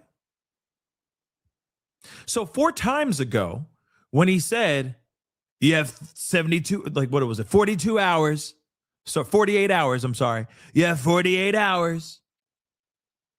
Or we will rain upon thee of the likes you've never seen before. Remember all that crap? And then he delayed it 4 different times. Yes, he did. He delayed it a bunch of times. But here's the thing. He didn't have to put that. He didn't have to put that on the table. And no, Gato, I am not for war. What I'm trying to say is he is now under a very, very, everybody is watching him. Everybody. And he's got a lot of pressure coming from his side that want to see him go and wipe Iran off the face of this planet. He's already delayed it 4 different times, which is a situation that he kind of put himself into when he put the ultimatum down in the first place. He didn't have to put down that ultimatum at all. And now it's not even the situation where he's like, oh, damn it, I gotta force my hand and all that stuff. No, not at all. He didn't have to. He didn't have to be in a situation where he has to force his hand. He didn't have to say anything like this 4 different times ago. You see what I'm saying? And now we're in a situation where Iran's like, we don't want to negotiate. F you. We got better things to do. Bye-bye. Yeah. And now Trump's going, oh no. Now, if I don't do it, everyone's going to be calling me Taco. And all my other constituents are going to be mad. You see what I'm saying? So in a way, he has no other choice, but he got to do it. You know what I mean?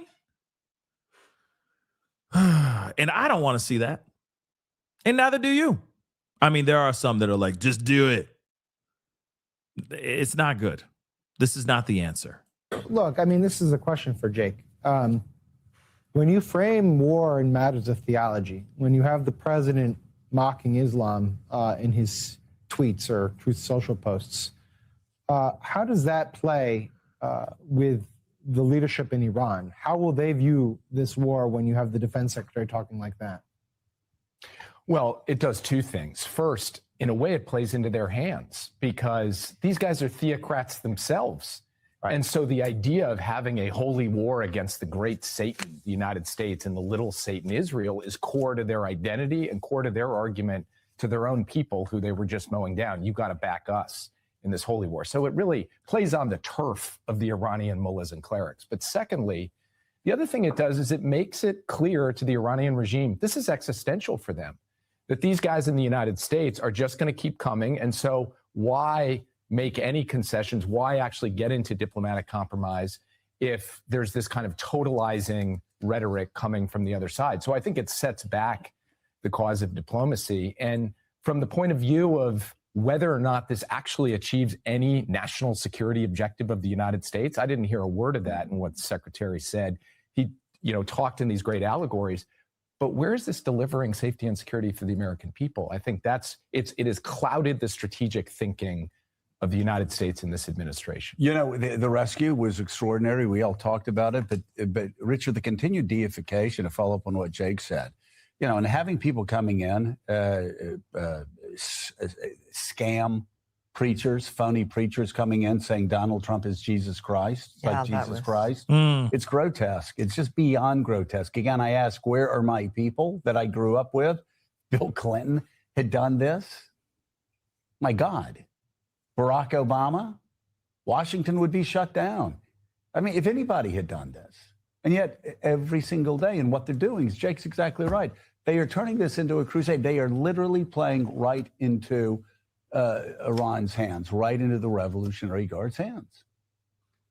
Absolutely. And again, it works against the idea of compromise.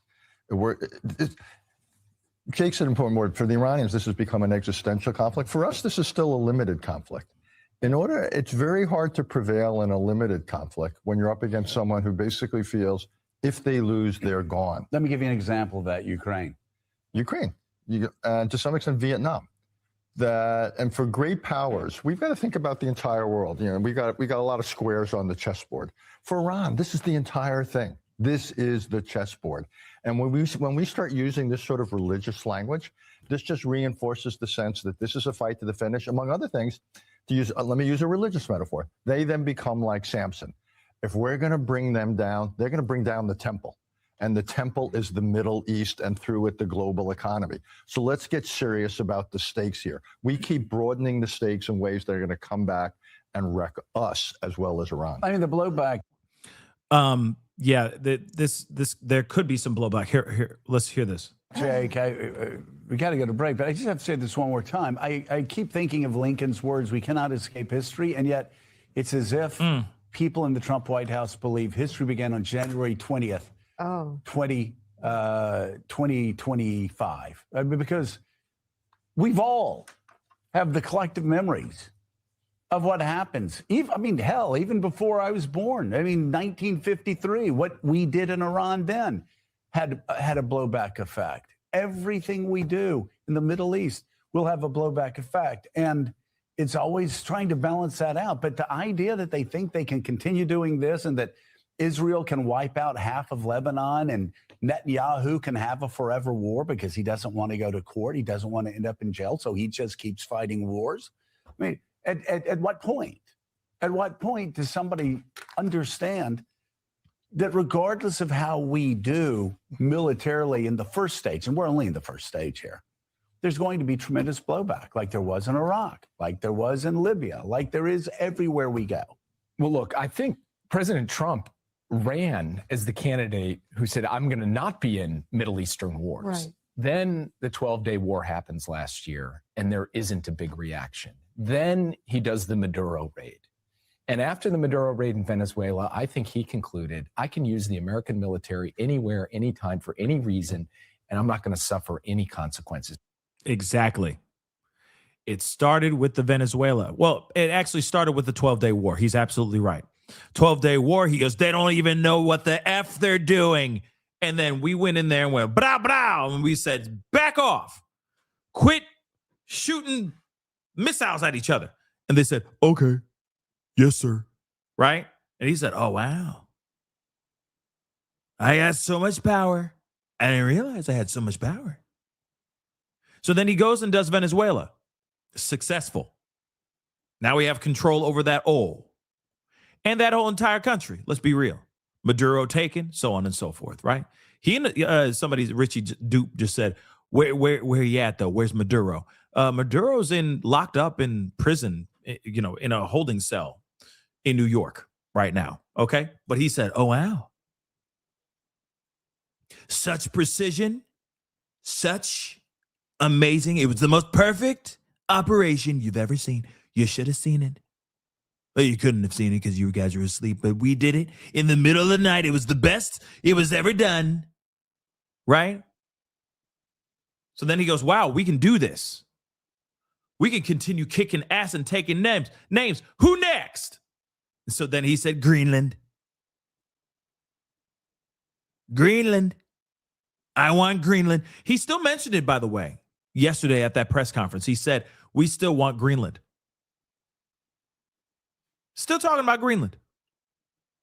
But what happened?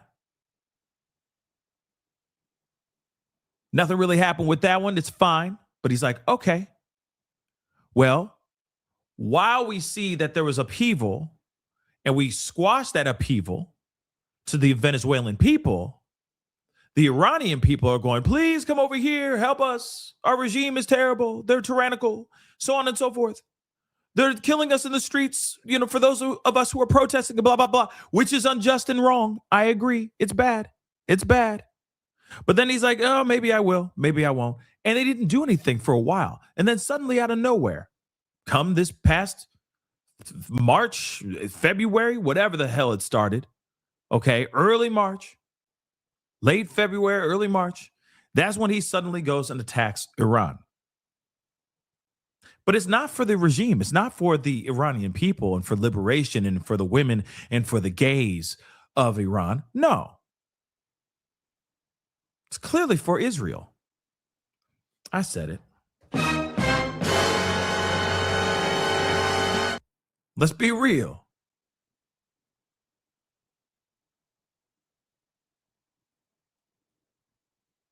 And also he thinks that he can do no wrong, that we have the best of the best, and that's it. That as soon as he sicks his ravenous dogs in one direction, they go in there and with finite precision, they're able to execute what needs to be executed. And this is what we've been hearing over and over and over again.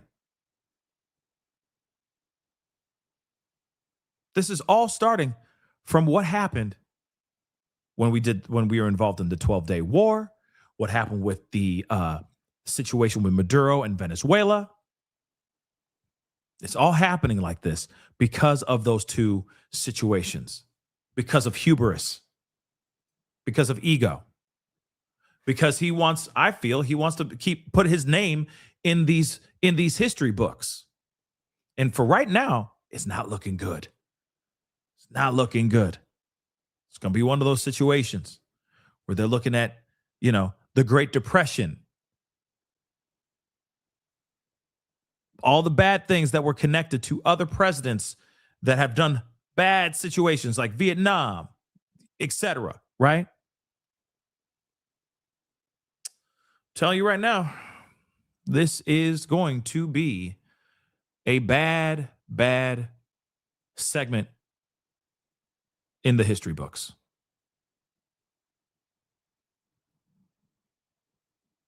Unless something changes in the next 6 hours. And he forgot, as you put it, every lesson of history because his appetite grew with his eating. And that is why we are in the situation we're in. And I haven't seen this full video yet, so he's literally echoing exactly what I just said. He's feeding his ego. Nom nom nom nom nom nom nom nom nom nom nom nom nom. You know what I mean? Ignored the intelligence professionals who told him how Iran would respond. He ignored, I think, voices in the Pentagon who said we can only do so much militarily.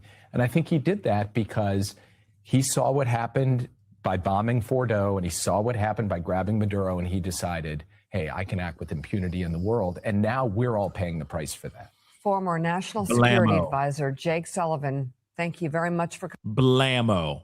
He just said, yep. Beautifully said. Beautifully said. Okay? This guy is getting hopped up on ego, on hubris, thinking that he could do no wrong, thinking that he has the whole world on a string. Literally, he thinks the whole world is on a string for him and that they're willing to bend at his bidding. We'll see how this goes. A lot of people are not feeling it right now. A lot of people are very nervous about what could come of this situation. And right now, it's not looking any good. Right now, it is not looking any good. And again, as much as he's saying, oh, yeah, the economy's going to jump back, it's going to be fine. The economy going to do its thing. I disagree. I've yet to see any of that happening. Just to be completely, truly honest, I have yet to see any of that. We're going to have to wait and see what happens on that. Hold on.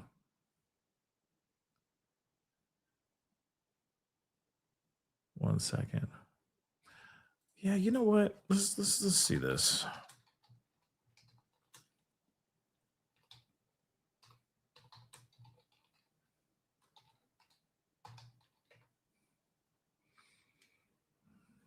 Hold on. This is insane, but we got to talk about this. This is coming from Breaking Points. Turning now. Tucker Carlson is calling Trump the Antichrist. This is wild. Take a look at this. To Tucker Carlson, extraordinary new remarks in his latest episode, effectively calling Donald Trump the Antichrist, blasting him for his Easter message. Let's take a listen. Who do you think you are? You're tweeting out the F word on Easter morning? Oh, hold on. Hold on. I didn't mean. Oh my God. Okay. First off, Tucker Carlson. I mean, let's be real. You mean to tell me none of y'all on Easter Sunday, those of y'all who are hardcore Christian or Catholics, didn't accidentally stub your toe when you woke up in the morning and the first thing you said is the F word out of pain? I'm just saying. Okay. People use curse words all the time. Okay. You didn't stub your toe like,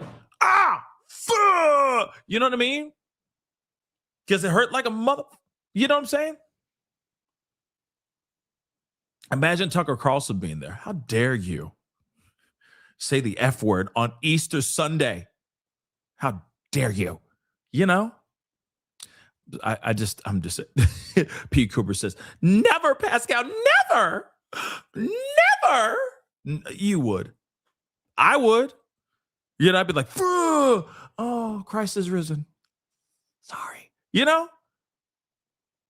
Because that stuff hurts.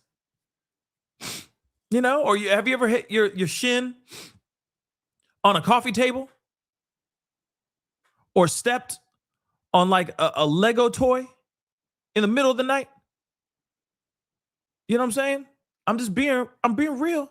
You're like, you know, you know what I'm saying? It hurts like a mother lover. It doesn't matter what day it is. Doesn't matter what day. It could be Good Friday. It could be Christmas. Could be Easter. You still say, you know? Mother, you know? It hurts. But let's go on. He's so angry. He's so angry. So he's the Antichrist solely because he said the F word? Hold on.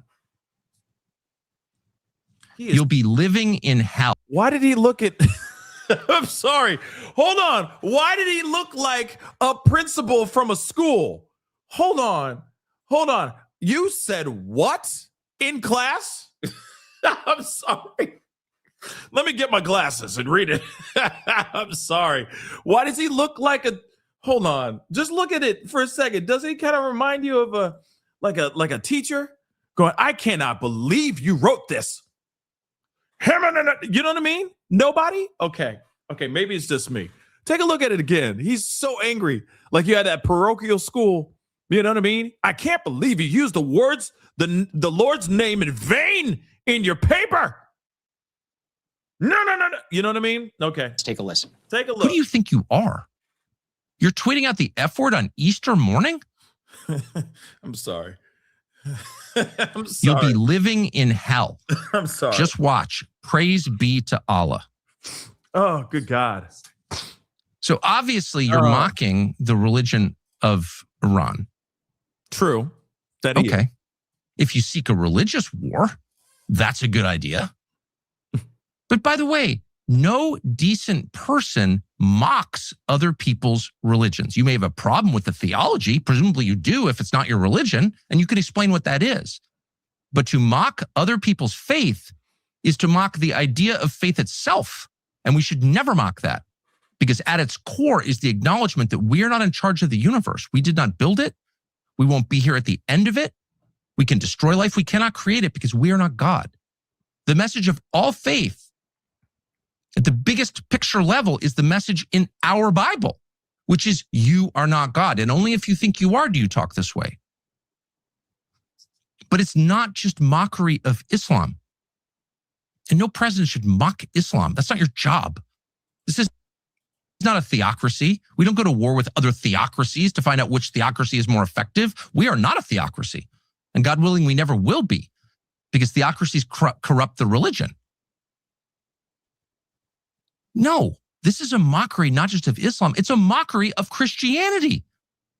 To send out a tweet with the F word on Easter morning promising the murder of civilians and then saying praise be to Allah without explaining any of it, you are mocking me and every other Christian because we're Christians. We can't support that. That is evil. That is an intentional desecration of beauty and truth, which is the definition of evil.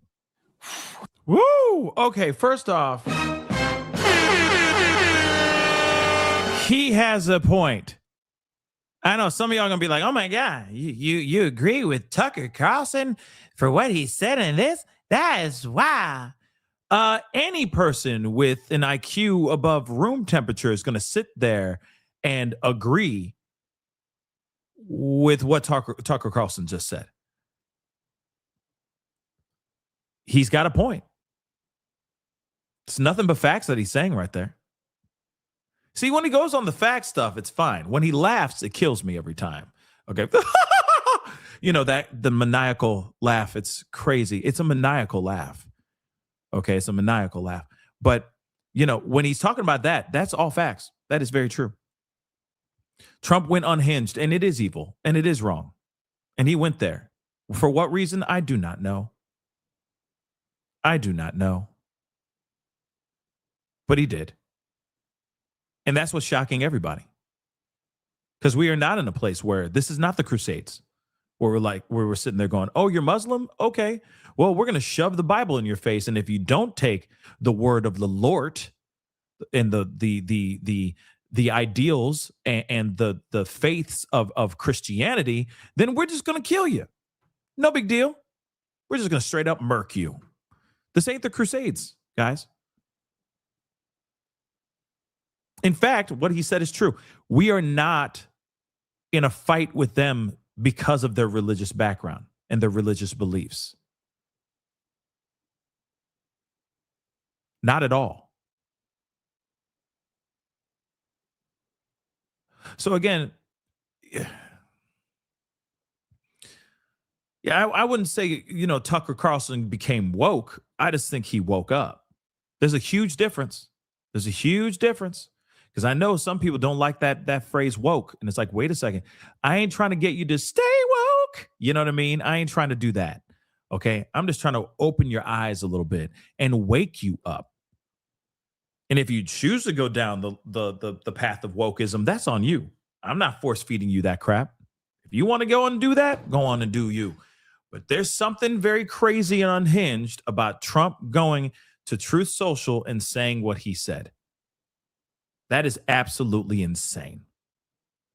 And Tucker Carlson's like, "And you did it on Easter Sunday?" Oops. No less. And the F word on Easter Sunday? Pretty crazy. But let's hear what they got to say. So defending Islam, didn't think I would see it in my lifetime. But the bigger thing that he's talking about there is the departure. First of all, major political implication here. This is the biggest shot Tucker's taken. Mm-hmm. I took a shot at Trump on Tucker's show, and I will admit it's not really just about Tucker, but there's Joe Kent as well. But there was this, like, oh, it's Israel's war, and kind of the bad boyars, like the czar has bad advisors, but like that's out the window now. Right. Like it's very obvious. This is Trump. When we had to be honest about it, and now it's just so obvious, I think, to everyone. But I think what the Easter message and now the departure of the open the strait and now this morning, civilization will die.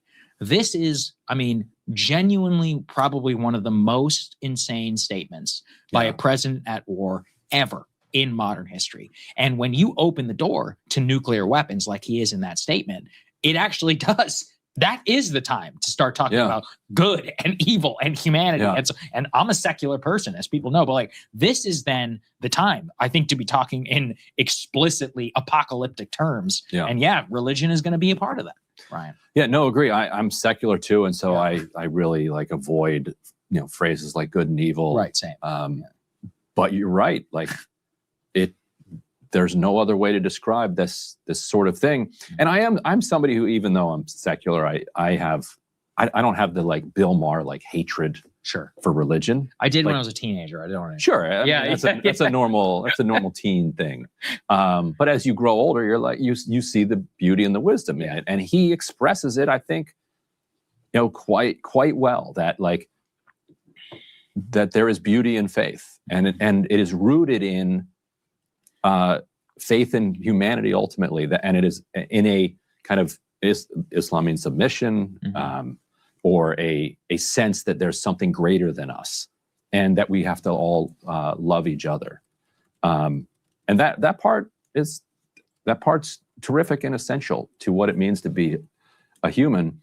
And Tucker, yes, just absolutely obliterating him on every level. Let's roll F2 as well. On Inauguration Day, the president did not take his oath of office with his hand on the Bible. His wife stood next to him holding it. I was about 15 feet away and saw it, but he did not put his hand on the Bible. And that should have been maybe a clue that we need to pause and think about, what is this? Why wouldn't you put your hand on the Bible? If you don't believe in the Bible, you think it's just a book, there's no cost to you to putting your hand on it, just kind of following the protocol, going along with the tradition. All presidents do it. Why aren't you doing it? And you're not doing it intentionally. You're choosing not to put your hand on the Bible when you take that oath. That suggests not that you don't believe it's real. Hold on. Because if you didn't believe it was real, why would you care? Hold on. I'm rolling that back. Is that accurate? Hold on.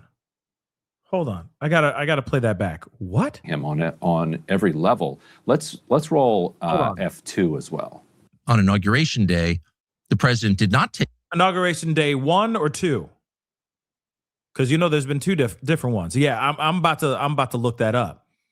Which one? Take his oath of office with his hand on the Bible. His wife stood next to him holding it. I was about 15 feet away and saw it, but he did not put his hand on the Bible.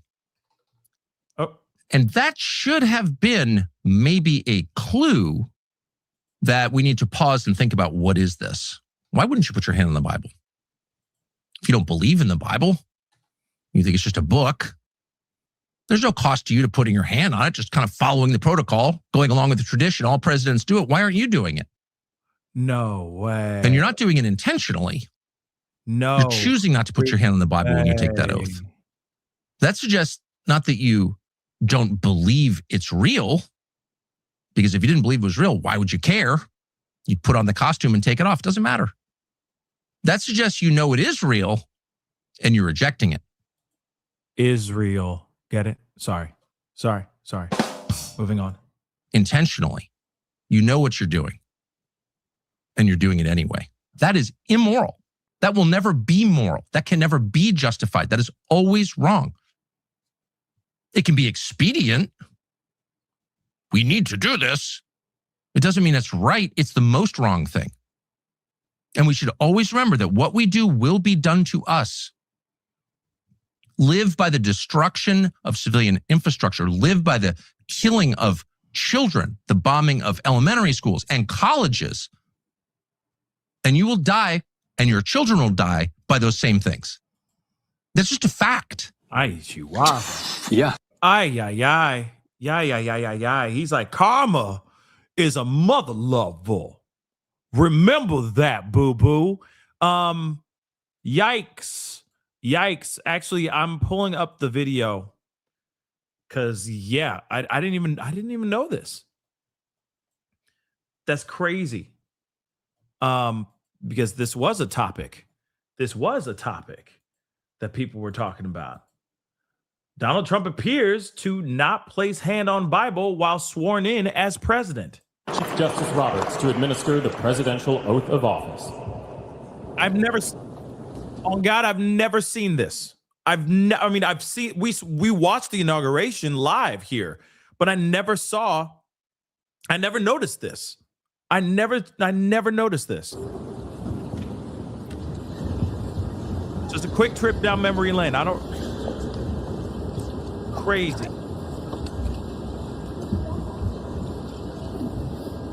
I'm skipping ahead. Raise your right hand and repeat after me. Oh, wow. I, Donald John Trump, do solemnly swear I, Donald John Trump, do solemnly swear that I will faithfully execute that I will faithfully execute the office of President of the United States the office of President of the United States and will, to the best of my ability, Yo, to the best of my right there. Oh my God. That is insane, yo. His hand is nowhere near that Bible. So he's swearing to what? That's crazy. I didn't know that. Toro, you don't have to be mean, okay? I didn't notice, okay, man? I didn't notice before. I don't remember anybody making a big deal about this. I remember everybody saying, you know, why does Melania look like Raiden from Mortal Kombat? Okay, but you know that's about it. And you know, Carrie Underwood was singing, and she looked pissed as hell. But I mean, it is a shock, but it's not a shock, but it is a shock. You feel me? She does look like Raiden, or like, yeah, or she's doing her own version of Michael Jackson's Smooth Criminal. You know what I mean? Annie, are you okay? Are you okay, Annie?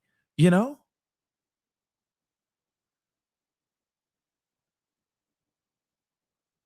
Nobody sees that? Like, that maybe she should be out doing, like maybe she's doing her own, it's like she's cosplaying Dick Tracy, but not, because it's all black and not all yellow. You know what I'm saying?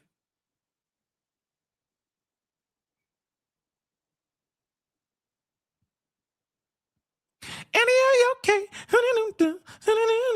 You know, Hamburglar. I can see that, but without all the stripes, just one stripe, you know, it's a little homage. You know, it's a new rethinking of the Hamburglar. You know what I'm saying? You know? Maybe she should be out in the fields, in the rice fields, getting rice. You know? Yeah, some Carmen Sandiego. You know? Where in the world is Trump's hands on the Bible? But you know, like I'm just saying, wow, I didn't notice this. I swear to God, I didn't see any of this. I didn't see that he didn't put his hand on the Bible. I didn't see it. I know some of y'all like, I can't believe you didn't see that, bro. Damn, you sleeping, bro. Damn, I thought I liked this show. Unsubscribe. Okay, but here it is. I didn't see it. I didn't see it. And I don't remember this being a big deal. I never caught it being people talking about this. So that's news to me. I'm sorry. So when you got Tucker Carlson, the Carlson of the Tuckers, okay, out here saying, you know, like saying what he's saying, now it makes sense. Did he not put his hand on the Bible the first time too? Yeah, thank you, Mystery Melissa. I appreciate that. At least you understand me, okay? At least you understand me. See, even my camera just rejected me. Even my camera just rejected me, y'all. Can you believe that? You see what I'm saying? Like, even my camera's like, the hell is wrong with you, bro? We done talking to you. We done. No, I'm still here. I'm still here. You can hear my voice, okay?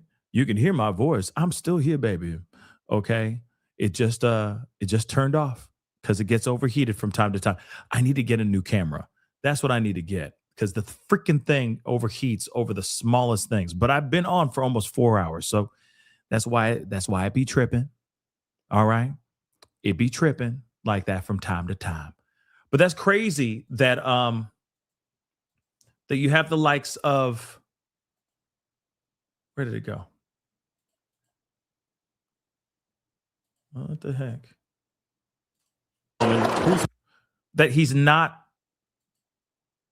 did not put his hand on the Bible. I think that's the wildest thing. But I appreciate you for understanding me. The only person that understands me, even my camera hate me. Even my camera hates me. Ain't that about it? Shut your mouth. But again, very wild hearing that. Okay. in seeing that. And of course, now you got Tucker Carlson being like, you know, you are the chosen one. And he's really not. That's crazy to me that he would not. I just find it so strange that he didn't put his hand on the Bible. That's very concerning to me. I know I'm like a year late. I get it. Boo, whatever. Okay. But at the same time, that worries me. That worries me greatly. Okay. That's weird. That's not normal. That's not how you do things. And why would he not put his hand on the Bible? Okay.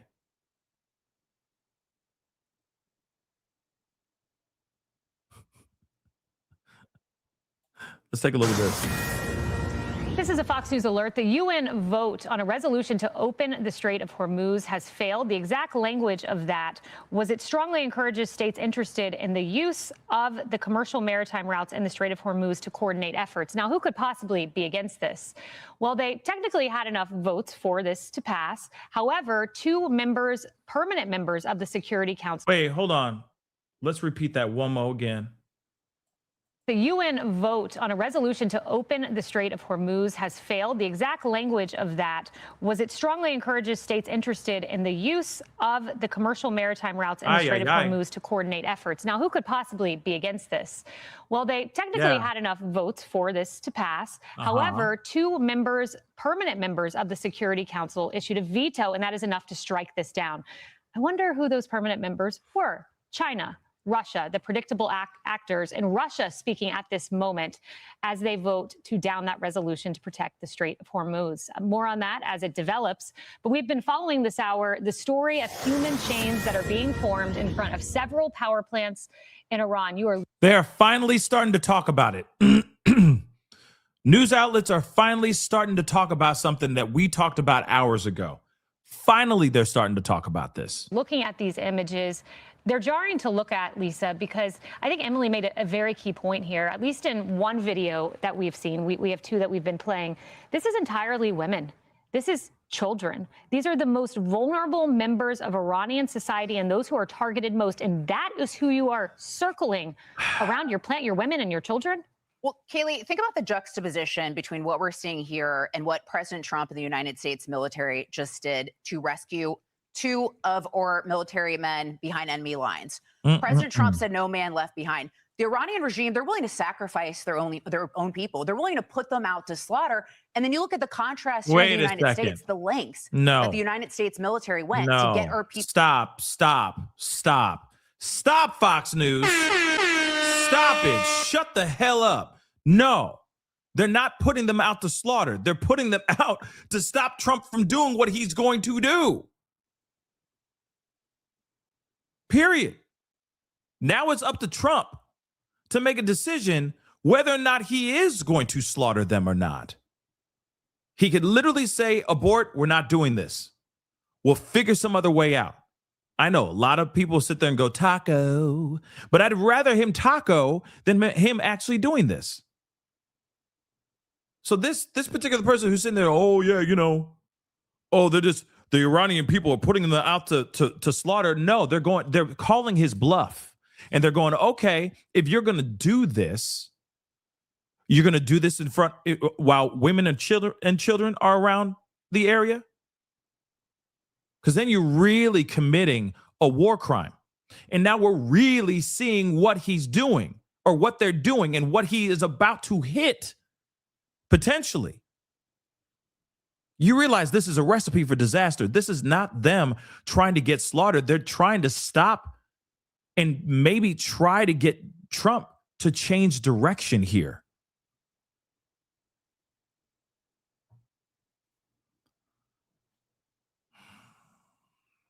Let's hear the rest of this crap. Behind, because we don't leave a man behind. We value human life, so much so that even Dear former Lord. Obama This is how you spin it. This is this is how she's spinning this.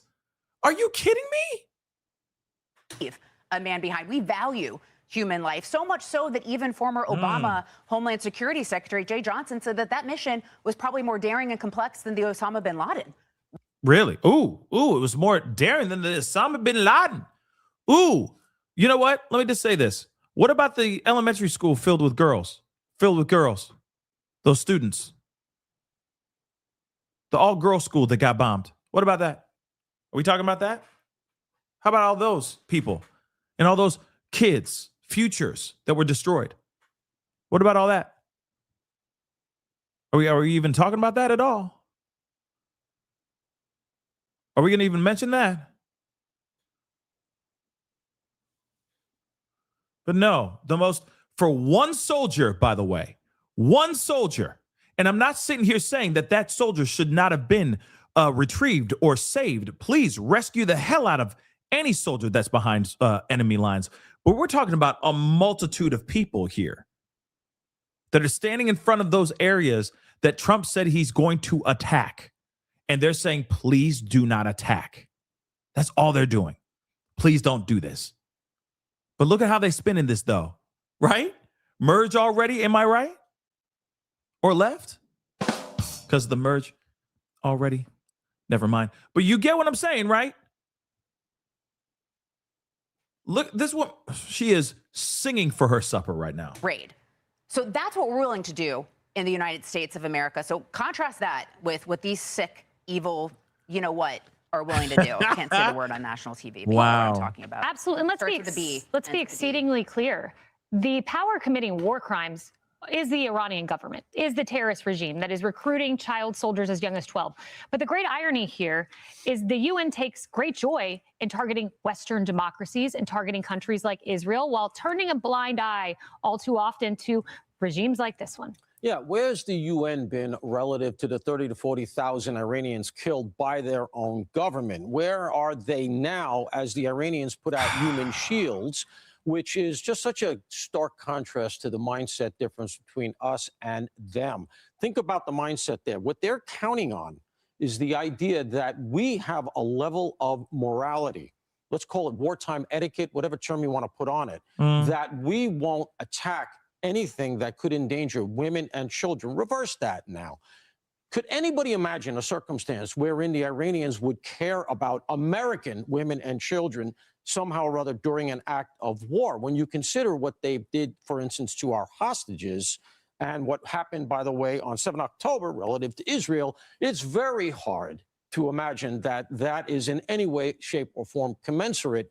But of course, that's a little bit too much for the UN to recognize. That whole thing is a complete scam. We pay for it, for them essentially to take a stick to us.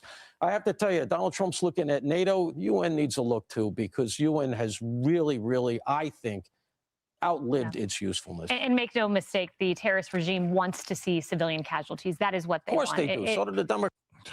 Hold on. Make no mistake, the terrorist regime wants to see civilian casualties. That is what they want. Of course they do. No, I don't think they do. I really don't. I really don't think they do. I'm going to be real. I'm going to say something that might be a little based or a little out of pocket. I don't care. No, I don't agree with that. I'm sorry, I don't.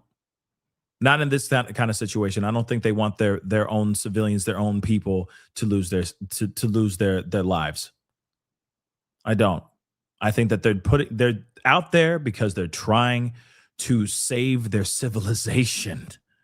I think that's a massive deal.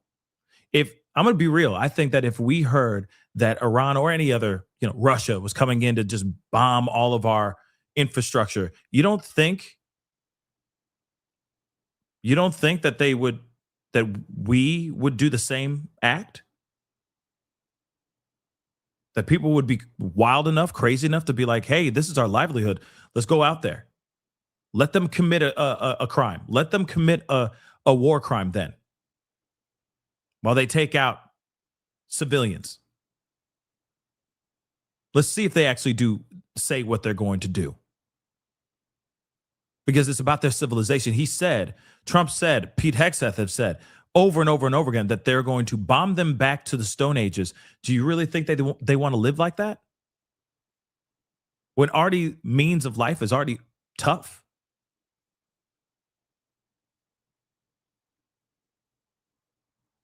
I'm just saying, I just don't see it like they're going, oh, let's just put the Iran, the Iranian people are saying, or the Iranian regime is like, let's just sacrifice all of our kids and our women. No, I don't think that. I really don't. But they're spinning it. They're spinning it in the way that they need to spin it, so people who watch that show can consume it in a way to justify what Trump is doing or about to do. This doesn't justify what Trump is about to do. You understand that? That if Trump drops bombs on these places and those people are there, that's on Trump. Do you understand that? The right thing to do is to stand down. The right thing to do is to, I don't know, maybe look for the other infrastructure or look for other bridges that no one's on, maybe, or something of that sort, or attack something completely different that has no connection to any of these people and their way of life. How about that? You understand? That's on him if he decides, do it. It's on him if he makes them engage. That's on him, not on the Iranian people. Just saying. Those are choices that he's making himself. Okay. 1 second. Hold on. Let me get some of these super chats really quick. Not all of them. I'm just going to grab a couple because I need to chisel down the amount. There's a lot, and I appreciate y'all. Thank you so much. Shaggy, welcome to the family. Thank you so much for becoming a member. I really do appreciate it. Thank you so very, very much. And just like Shaggy 357, please consider becoming a member by hitting that join button down below. Come on. And we will be on in a few hours after this show. Okay, whenever we get done with this show, we'll be back on to talk and cover when the clock strikes 0. We will be there to cover if he is actually going to do what he says he's going to do. I hope he doesn't. I hope he tacos. I really do. All right. I really, really, really hope he does. But we do have a poll pinned to the bottom of the chat, I'm assuming now. I guess it's at the bottom of the chat. There's a poll. Go check it out. Get your ass to the polls and vote. What do you think? Do you think he's going to follow through with what he's saying? Or do you think he going taco? Moving on. Michelle, thank you so much for the love. I'm a burrito person. So am I. I love them all. I love tacos. I love burritos. I'm a everything guy when it comes to that.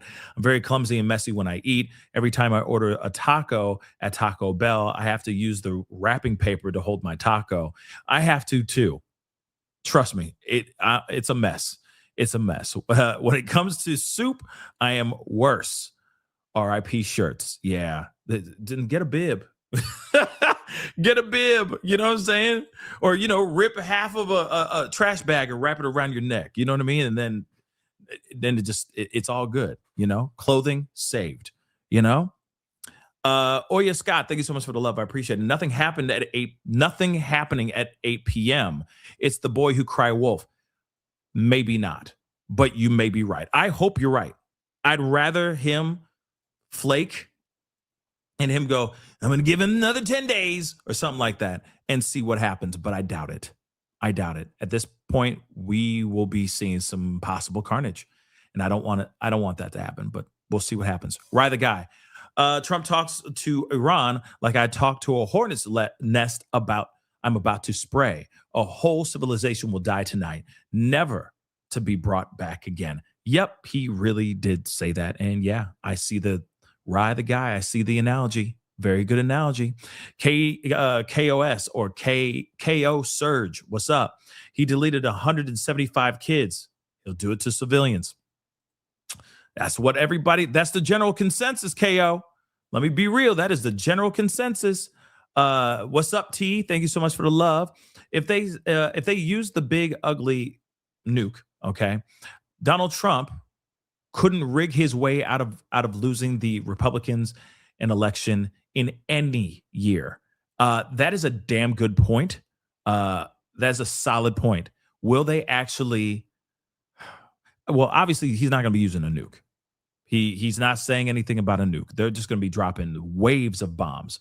That's for sure. So we'll see what happens there. But But yeah, if he was to use, well, this is the thing, him using this type of force could only come back to bite Republicans in the ass for the upcoming midterms, etc. This would have to be an extremely successful operation, and it has not been. That's the problem. And that's why he's even more concerned about what's going on in these midterms that are looming, fastly approaching, by the way. The Bella Stella, thank you so much for the love. These are scary times. I'm in the UAE. What's up, Bella? Hopefully you're still safe and good. And I know whatever happens tonight will affect us all. This is beyond insane. So many lives at stake. Yes, you're right. Many lives are at stake, and it's terrifying that we're even watching this and seeing this in real time. And I hope we're all wrong. Like I said, I hope I'm wrong. And tonight, nothing happens. He pulls the plug. He aborts mission, whatever, you know, that's what I'm hoping for. We'll see what happens, though. East Coast Kev, what's up? Iran played their cards well. They don't need to fight our armed services. All they had to do is turn the whole world against us. And that's exactly that's kind of the avenue we're starting to walk down, are we not? Like I said, we're used to being the hero, but in this one, we're not looking like the hero. More and more, we're starting to look like the villain. And if everything goes according to plan tonight, it's going to make us look even worse. Sarah, and I hope I'm wrong. Sarah, thank you so much for the love.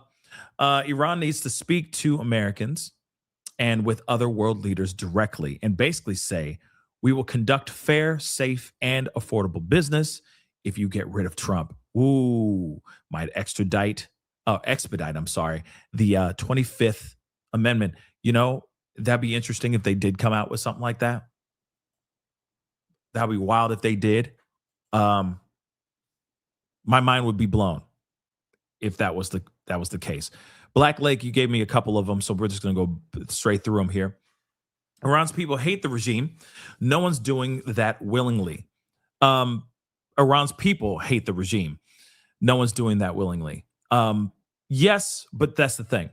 Where is the revolution? Where is them taking over the Iranian regime, taking the country back? As he said in the very beginning of this show called Operation Epic Fury or Epstein Distraction, right? Something to think about. And those same women who the same women would stone me and people like me in front of their children because I'm black, gay, infidel woman. Ask me how I know. Well, I guess I would like to know how you would know. But I see what you're saying. And that is true. But you'd think that liberating the country, that it would give them, it would give the country a little bit more opportunity to expand their views on way of life, etc. You see what I'm saying? So I would hope that would be the case, right? But thank you so much for sharing that with me or with us. I appreciate that. Iran is not a Muslim nation. They were forcibly colonized by radical Islamists. Free Persia. Interesting. I didn't know that part. Thank you so much for sharing that. Sarah, thank you so much again. Appreciate it. You think Trump knows what a Pyrrhic victory is? I don't even know what that is. Someone tell me what that is real quick. If you know what that is, put it in the chat. I don't even know what that is, to be really honest. Black Lake, thanks so much again for the love. I think he'll back out. It'll be, well, they came to the table at the last minute type of BS all over this nonsense, all over all this nonsense, honestly. You know, I'm hoping that it does happen like that. It'll be like some BS, but I'd rather that be some BS than him actually going out there and brakakakakaka. You know what I'm saying? So I'm all for pausing the chaos. What is this? Pyrrhic victory is a success achieved at such a devastating cost that it is tantamount to defeat. Ooh, interesting. Wow. Okay. Well, I'm hoping that we don't have to get there. You see what I'm saying? I'm hoping that America or Trump doesn't go to that type of destruction to the point where it's like they can't even respond. You know, they can't even retaliate because the entire civilization has absolutely been leveled out. I hope that won't be the case. Real talk. Because if that is the case, then that means the people are screwed. The people themselves are absolutely screwed. But anyway, Star Fury, thank you so much for the love. Nothing will happen because a person who, because a person who have to say it doesn't mean it. Facts. You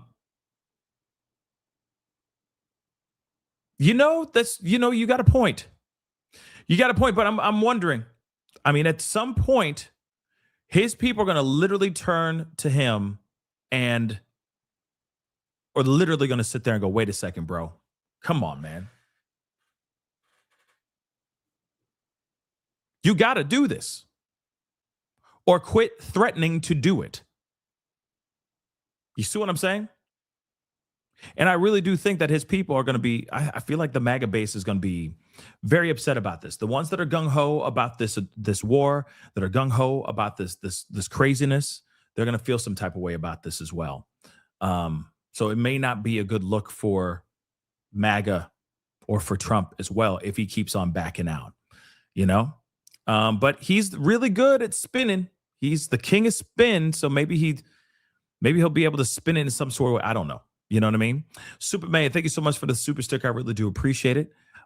Hip hop culture judge, thank you so much for the love. Israel part is hit. Oh, Israel part is to hit the transit systems. I hope that's not the case. But you never know. Here's the other thing too. You got to remember, just because America, let's say Trump at the last minute aborts mission, he goes, nah, I'm out. We're not going to do that. We're going to wait. We're going to see what happens. Let's say he does that. That doesn't mean that Joe Pesci, Israel, isn't out there going, oh, we're going to blow some things up. They think I'm a clown. They might do that. They might just continue doing what they're doing and say, well, we never got the memo. Oh, darn. Because you know for a fact, Israel wants more than ever for Iran to suffer. We all know that. So you never know. They might be like, nah, we need to back off. And Israel's like, oh no, we're not. We're doing exactly what we planned on doing. We're sticking to the plan. That might happen. We'll see though. Happy days. Thank you so much for the love. The same man who committed an act of anarchy and on the J6, was never held accountable for it and is now doing this, and people are surprised. If you don't hold people accountable, you embolden them.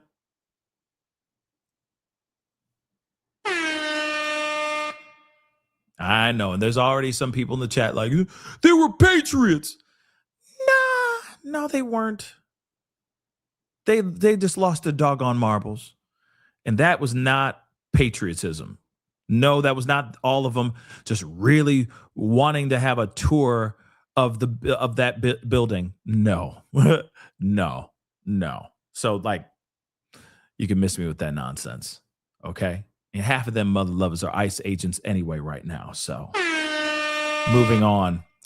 Mrs. Pataki, thank you so much for the love, Pascal. I appreciate you. Thank you so much. Appreciate you too.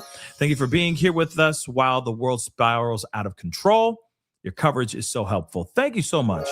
I appreciate that. Thank you. I appreciate you taking the time to just listen and watch the chaos unfold through this show. and hearing my perspective.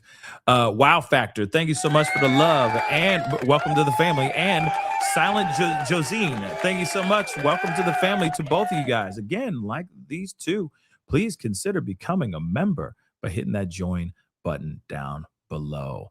JLK, thank you so much for the love. You're good, Pascal. We're all learning together. Oh, yeah, about the Bible, about Trump putting his hand. I didn't know that. I didn't know he didn't put his hand on the Bible. That's insane. But that's insane that actually happened. And it does make you wonder, like, why wouldn't he have put his hand on the Bible? You also got to remember all the things that he's been doing recently has been very bad, has been very questionable. And now you got the likes of Tucker Carlson calling him the freaking Antichrist. I'm sorry. Hip hop, what's up? Thank you so much. People, use your brain. If Iran really had the nukes, those other countries would have been helped. Huh. It's about Israel, and U.S. wants land and oil. Yeah. Yeah, you know what? I really do think it's about oil.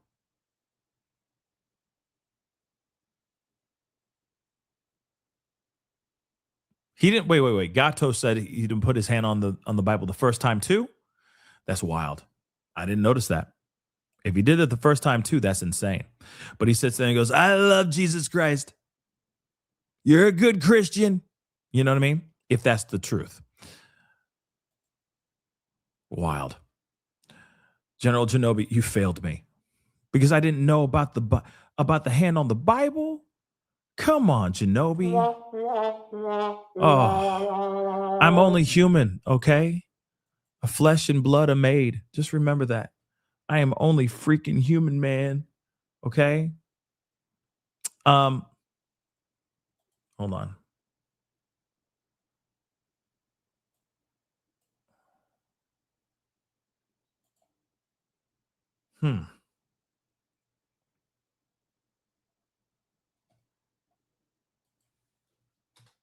Hold on.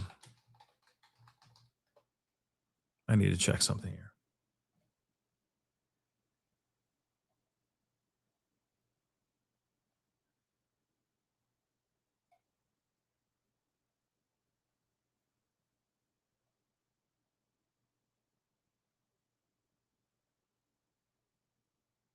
Hold on. Please raise your right hand. He's got his hand on the Bible. First time he's got his hand on the Bible, just so you know. First term, hands right there on the Bible. Yes, sir. It's right there. Just so you guys know. Because I was like, I just thought they all did that, right? And look, bang. Hands right there on the Bible. Just so you know.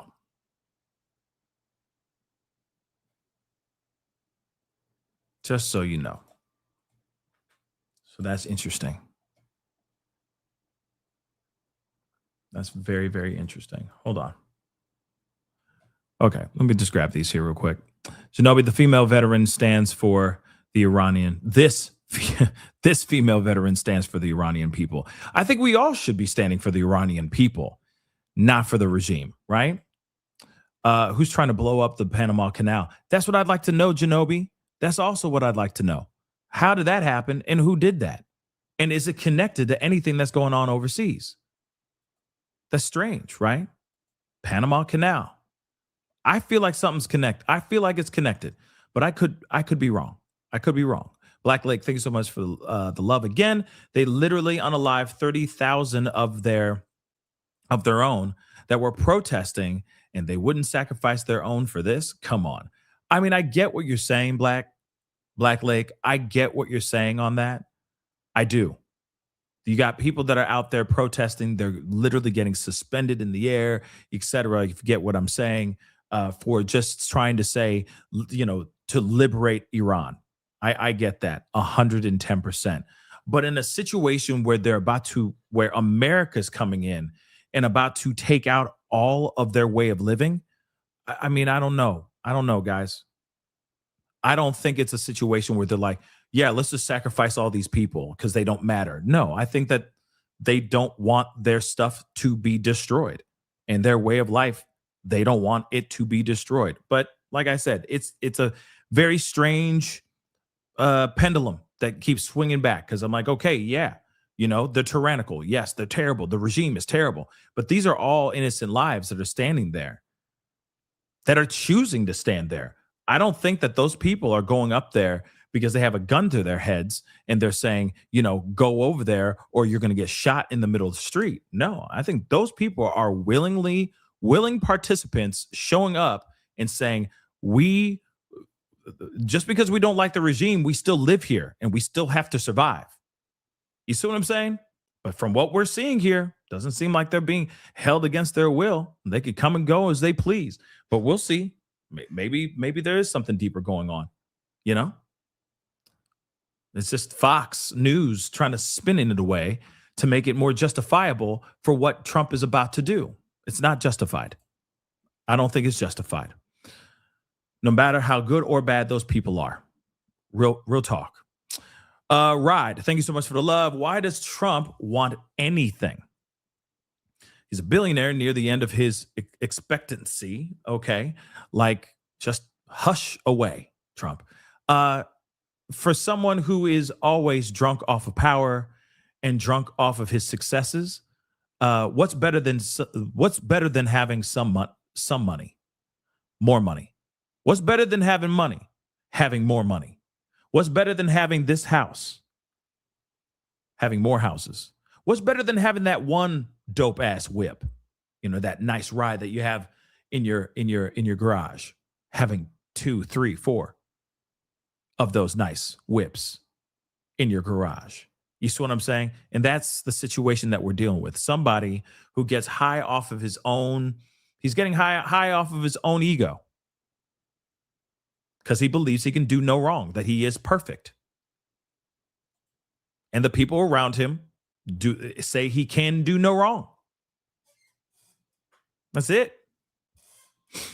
All the people that he has surrounding him, literally, they said it's like the emperor's new clothes. It is truly like that. It truly is. It's wild, but it's real. BB Lee, thank you so much for the love. Awesome show today. Thank you so much. I really appreciate that. Thank you so much. Black Lake, again, thank you so much. Thanks for always being respectful, even if we don't always agree. I appreciate and support you. Oh, well, thank you. I mean, that's how it's supposed to be, right? We're supposed to have levels of, there's always got to be respect on the table. I don't agree with, a lot of y'all that chat in the, that comment in the chat. But at the same time, you're allowed to have an opinion as long as it's not crazy and accusatory or filled with venom towards the people who are in the chat or towards the hosts themselves.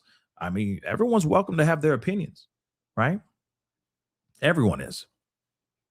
But yes, we'll see how that goes, right? The people who are literally on bridges and outside of infrastructures and all that, what is going to happen, right? What is going to come of this?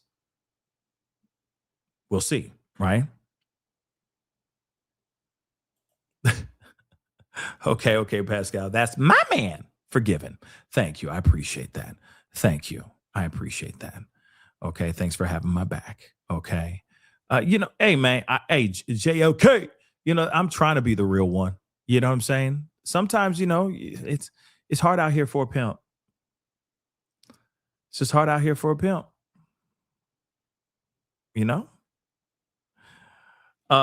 But guys, like what is going to happen in the next 6 hours or in the next 5 hours, less than 5 hours from now? What's going to happen? What's going to happen? Is Trump going to abort mission, or is he going to send the troops, send these planes in and start dropping bombs? What's going to happen? Remember, we have like upwards of 5,000 plus troops in that area right now as we speak as well. So what's going to happen? What's coming next? Is Trump going to go, well, let's just attack the infrastructures that don't have people around them? And you don't think all the infrastructure locations aren't wrapped around with people on it? You know what I mean? Think about that for a second. They're like, well, we just won't go after that bridge. We'll go over this. We'll go and attack this bridge. And it's like, how do you know all the bridges aren't being occupied by somebody right now?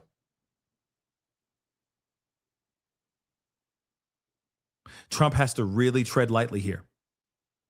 We got 5 hours, less than 5 hours.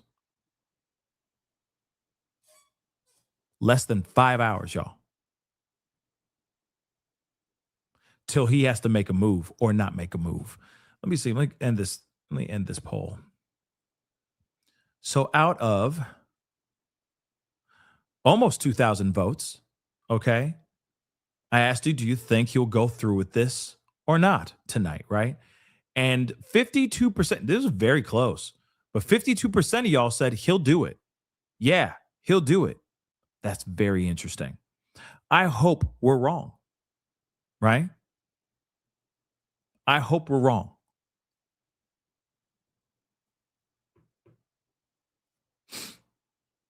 But they are already doing a countdown. Yeah. They're already doing a countdown right now, y'all. A countdown to the deadline.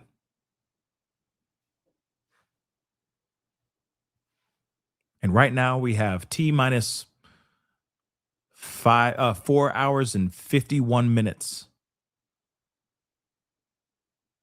until the deadline. And maybe there will be some stroke of a miracle that happens where suddenly out of nowhere, they come up with a deal and everybody is fine and no bad things happen. But I don't know about that, guys. Let's see what happens over the next few hours. Like I said, I will be back on in less than 4 hours and 51 minutes from now, okay, to wrap with you guys. I'll be on to right before the deadline.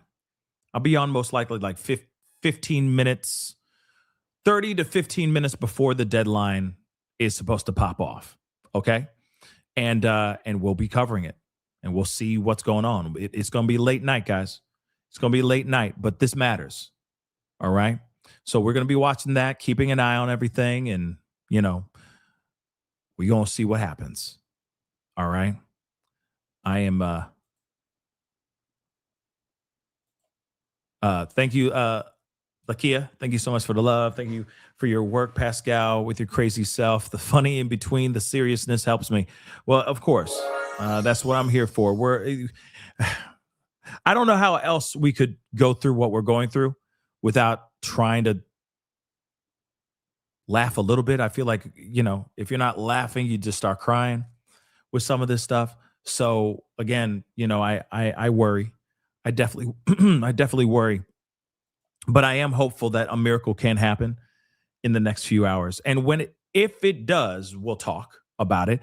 And if it doesn't happen, like the miracle, and they push forward, then we will be talking about that too. So we'll discuss and discover everything live together in just a few hours. And those hours will come by fast.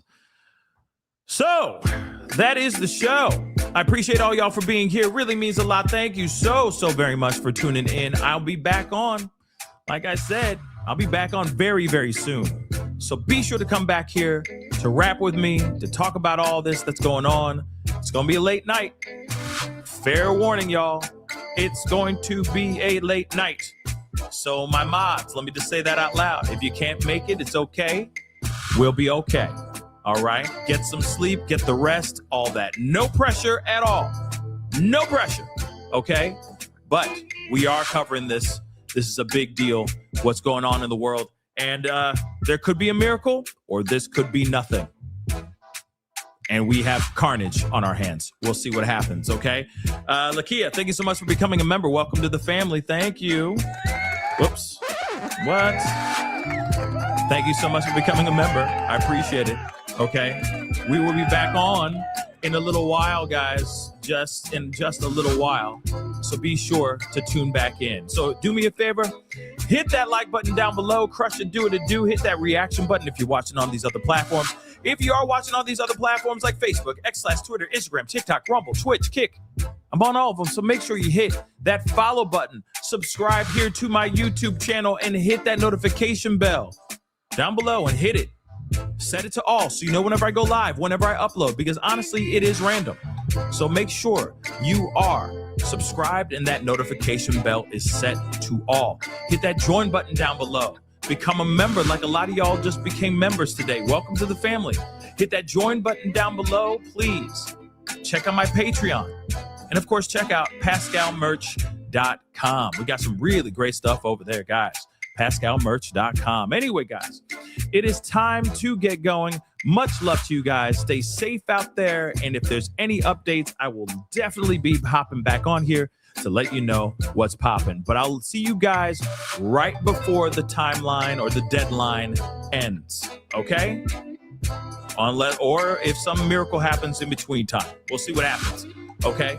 But I'll be back on with you guys to discuss all the chaos and then some. I'm hoping for a good outcome. Fingers crossed. Anyway, it's time to get going. Be good to yourselves. Be good to one another. This is the Pascal Show. Bye.